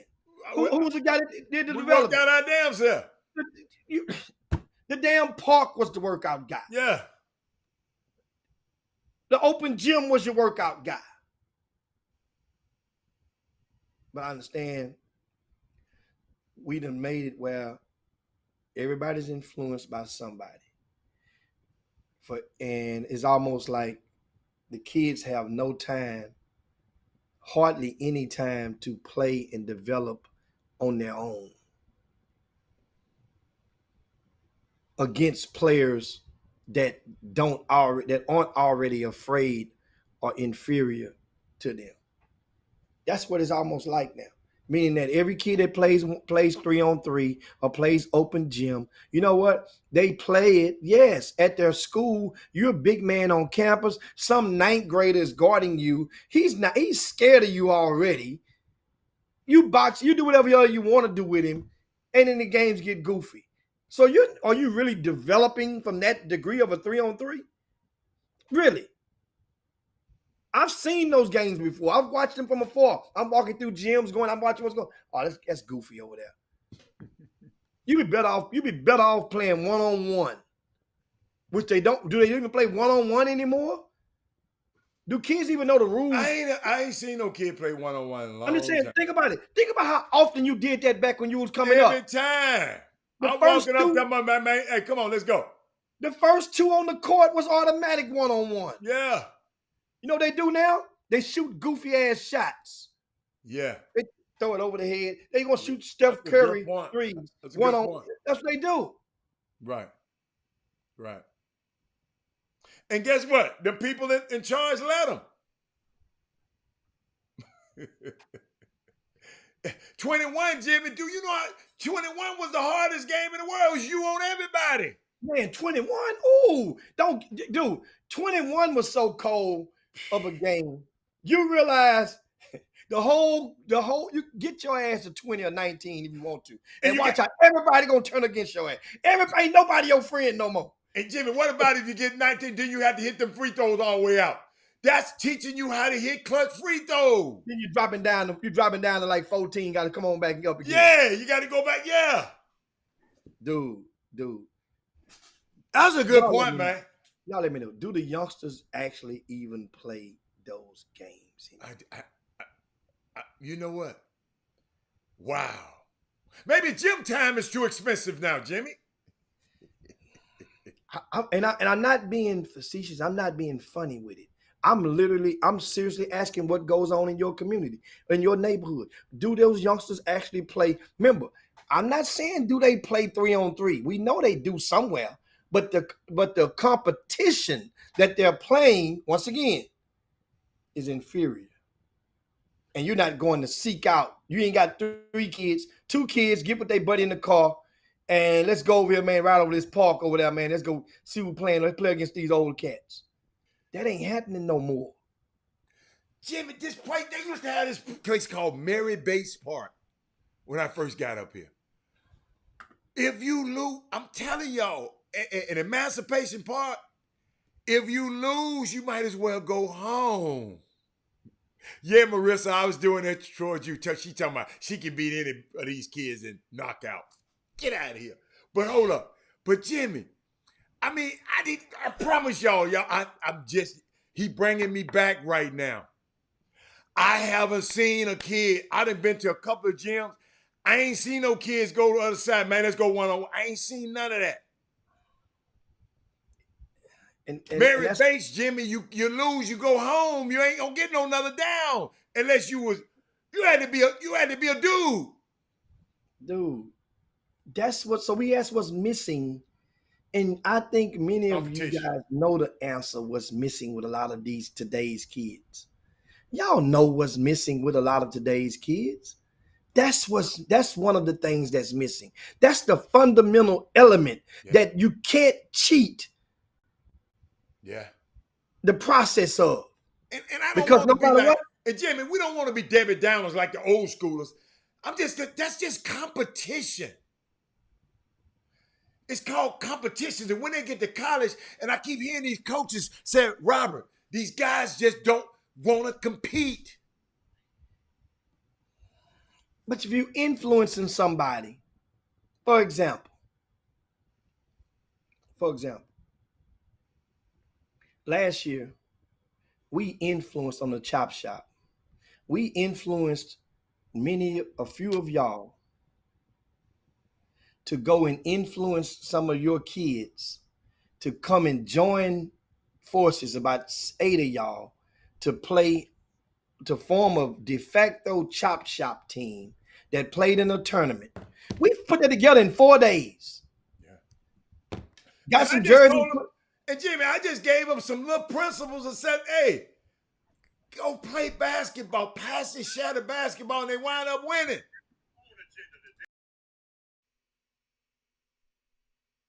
Wow.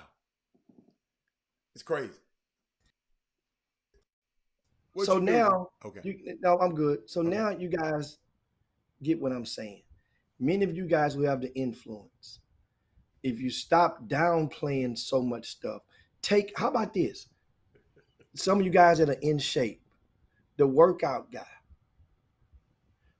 I might have a good idea because the workout guy, most of the workout guys are in shape. Many of them are. Why don't you take the two of those guys or three of them and take them to the park one morning, and that'll be that part of the workout, and put them out there, get necks up for them, and let them roll at it. Now you can watch him in some 3-on-3 setting, and you can learn something about your kid that you probably didn't even know. Because 3-on-3 will bring out every element of your basketball psyche that in some form or fashion, you can hide on 5-on-5.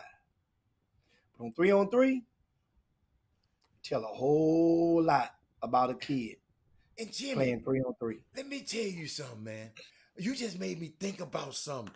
Even when it first was popular here, when 24-hour fitness, like when my son left practice, after practice at Westside, we went to 24-hour fitness so he could play with what? The old guys. And the old guy was waiting on the young fella to come in there and ball with him. And they used to knock him down. He used to be almost fighting every day. They go, I don't know why. I be wondering. He almost get into a fight with one of them grown men.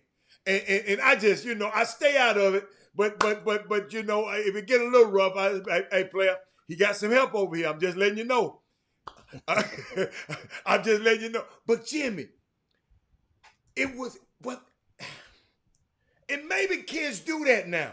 But about 10 years ago, 24 hours fitness let those young guys, but the young guy had to be able to come in and compete. Because them old dudes, they didn't want to lose. Because if you lose in there, your ass got to wait a long time. So a lot of that is missing, Jimmy. A lot of that is missing. And once again, you guys know it. And as you can leave here today, you can help spread the word and ask the why. And somebody just mentioned a while ago that people are influencing, telling the kids they don't need to don't play on concrete. Don't play on concrete. Let me tell you something. There's far more ACL injuries on wood than it is concrete. Yeah. That's documented. That's a fact. Those are facts that and you don't even you can go and look it up yourself. Trust me. There are far more ACL injuries on wood than concrete. Far more knee injuries on wood than concrete. People say don't Jimmy, play it's on time concrete. to go. But all I want to do is tell them compete. Because when I hear from them college, man, I'm sitting up there. I was at Branch Mama's funeral, and I had them college coaches around me. And y'all, that's all they was saying. When them guys come to college, dude, it's going to get hard for them. They got to be able to compete. And they talented. Some of y'all kids are talented as hell. I ain't saying they ain't talented. But when they get in there and one of them old, like Marcus Smart hit Stephon Curry, Jimmy, in the chest in that first game, and everybody was calling Steph weak. Steph kind of buckled a little bit. You remember that? Yeah. And limped off.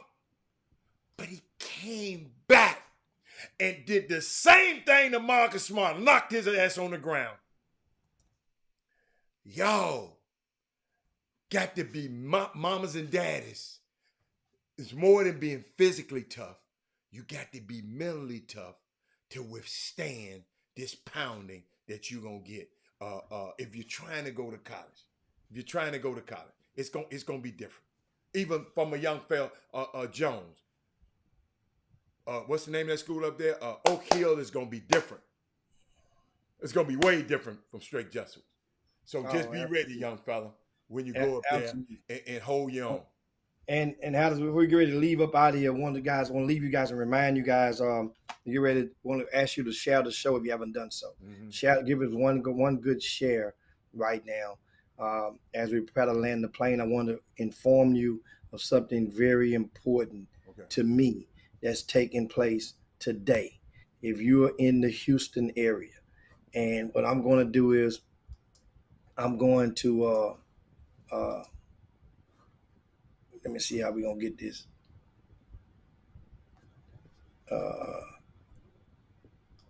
Let's see. Let's get you right, Heather. We're gonna get it right there. And there we go. And we have it right there. And I'm gonna show you guys the schedule for this is the website RCS Sports. And don't forget the GMI is coming up, and you guys can hit on that link. But this is the VIP news. It's updated, and this is the high school tune-up. Here's the schedule that I'm pulling up for you guys right now. This is the schedule of the high school games. These are high school teams that are playing, and we have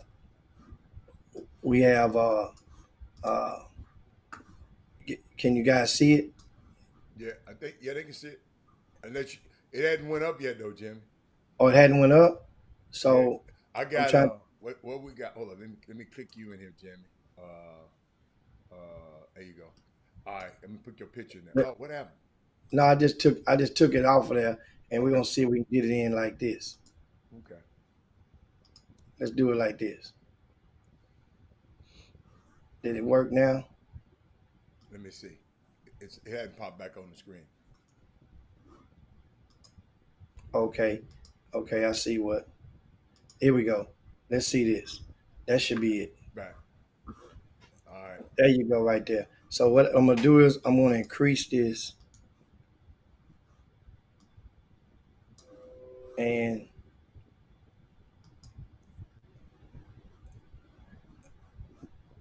can you? Is the whole thing on there now, Heather? You can see it. Yeah. That's the whole thing right there. Yeah. So here you go at 5 o'clock. Davis and Concordia Lutheran, Cashmere and Willow Ridge. Okay. Booker T. Washington and Elkins will take place at 6:10. Bel Air and Goose Creek Memorial will be on the court too, followed by Summer Creek and Madison. That's at 7:10 p.m. today. Concordia Lutheran will play Willis. Mm-hmm. Meanwhile, the matchup which Doug Jones and Gary Carter mentioned earlier, the highly anticipated showdown, Booker T. Washington and Seven Lakes. That incoming freshman that we talked about earlier, that plays with the Houston Hoops, it should maybe in uniform, but it don't matter. They got AJ Bates, and that makes sense because the young player played on the team with AJ Bates, and so you can see how the lure. Let's go and go to Seven Lakes with me, young fella. I can use you in this backcourt with me, and that's going to be a hot game at 8. Along with Channelview and Second Baptist, followed by Bel Air and Elkins, another highly anticipated showdown, and Willow Ridge and Willis will be on the other court. Action will resume on Wednesday. Tomorrow, 4:10 will be the first game, and here are your schedule of games right here. You guys can check that out, and that's going to be at Aldine Davis. That's Benjamin Davis High School, located just off the intersection of 45 and the Beltway. And you got that's it right there. And that's the schedule. You can print your own schedule by going to rcssports.com. Go to rcssports.com, and you'll be able to go and download your schedule. You can put it up and you can see for yourself. Admission would be $10. $10 for all day pass, and that'll be to see all the games. If you're a member of the Houston Area Basketball Coaches Association, the admission is free for all HAPCA active members.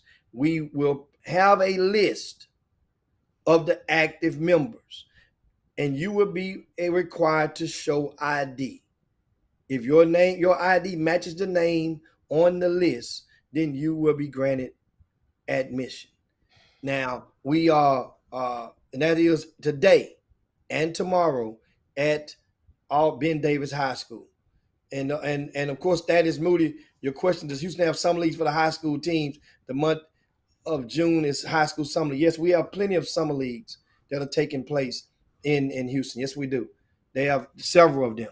A couple of them are taking place today and even tomorrow. Summer leagues are going on. Yes. I hope that answered your question. But anyway, guys, it is definitely about time to slide on down Dino's back and yabba dabba do this thing on this Tuesday. Thanks for everybody for tuning in. Thanks to everybody for sharing the show. Great conversations. And we're going to rock this thing and duplicate it again. Rinse, wash, and repeat on tomorrow. But anyway, do us a favor. Share the show on your way out the door. Don't forget the high school tune-up takes place tonight over at, this afternoon, this evening it is, at Davis High School. See you guys there. If you can make it, that'll be a great thing. And we're going to have some good fun. And we'll be talking about some of the action on tomorrow. You can rest assured of that. So the matchup games tonight is when? Give me the big matchup games tonight again. Tonight, the matchup, the marquee game tonight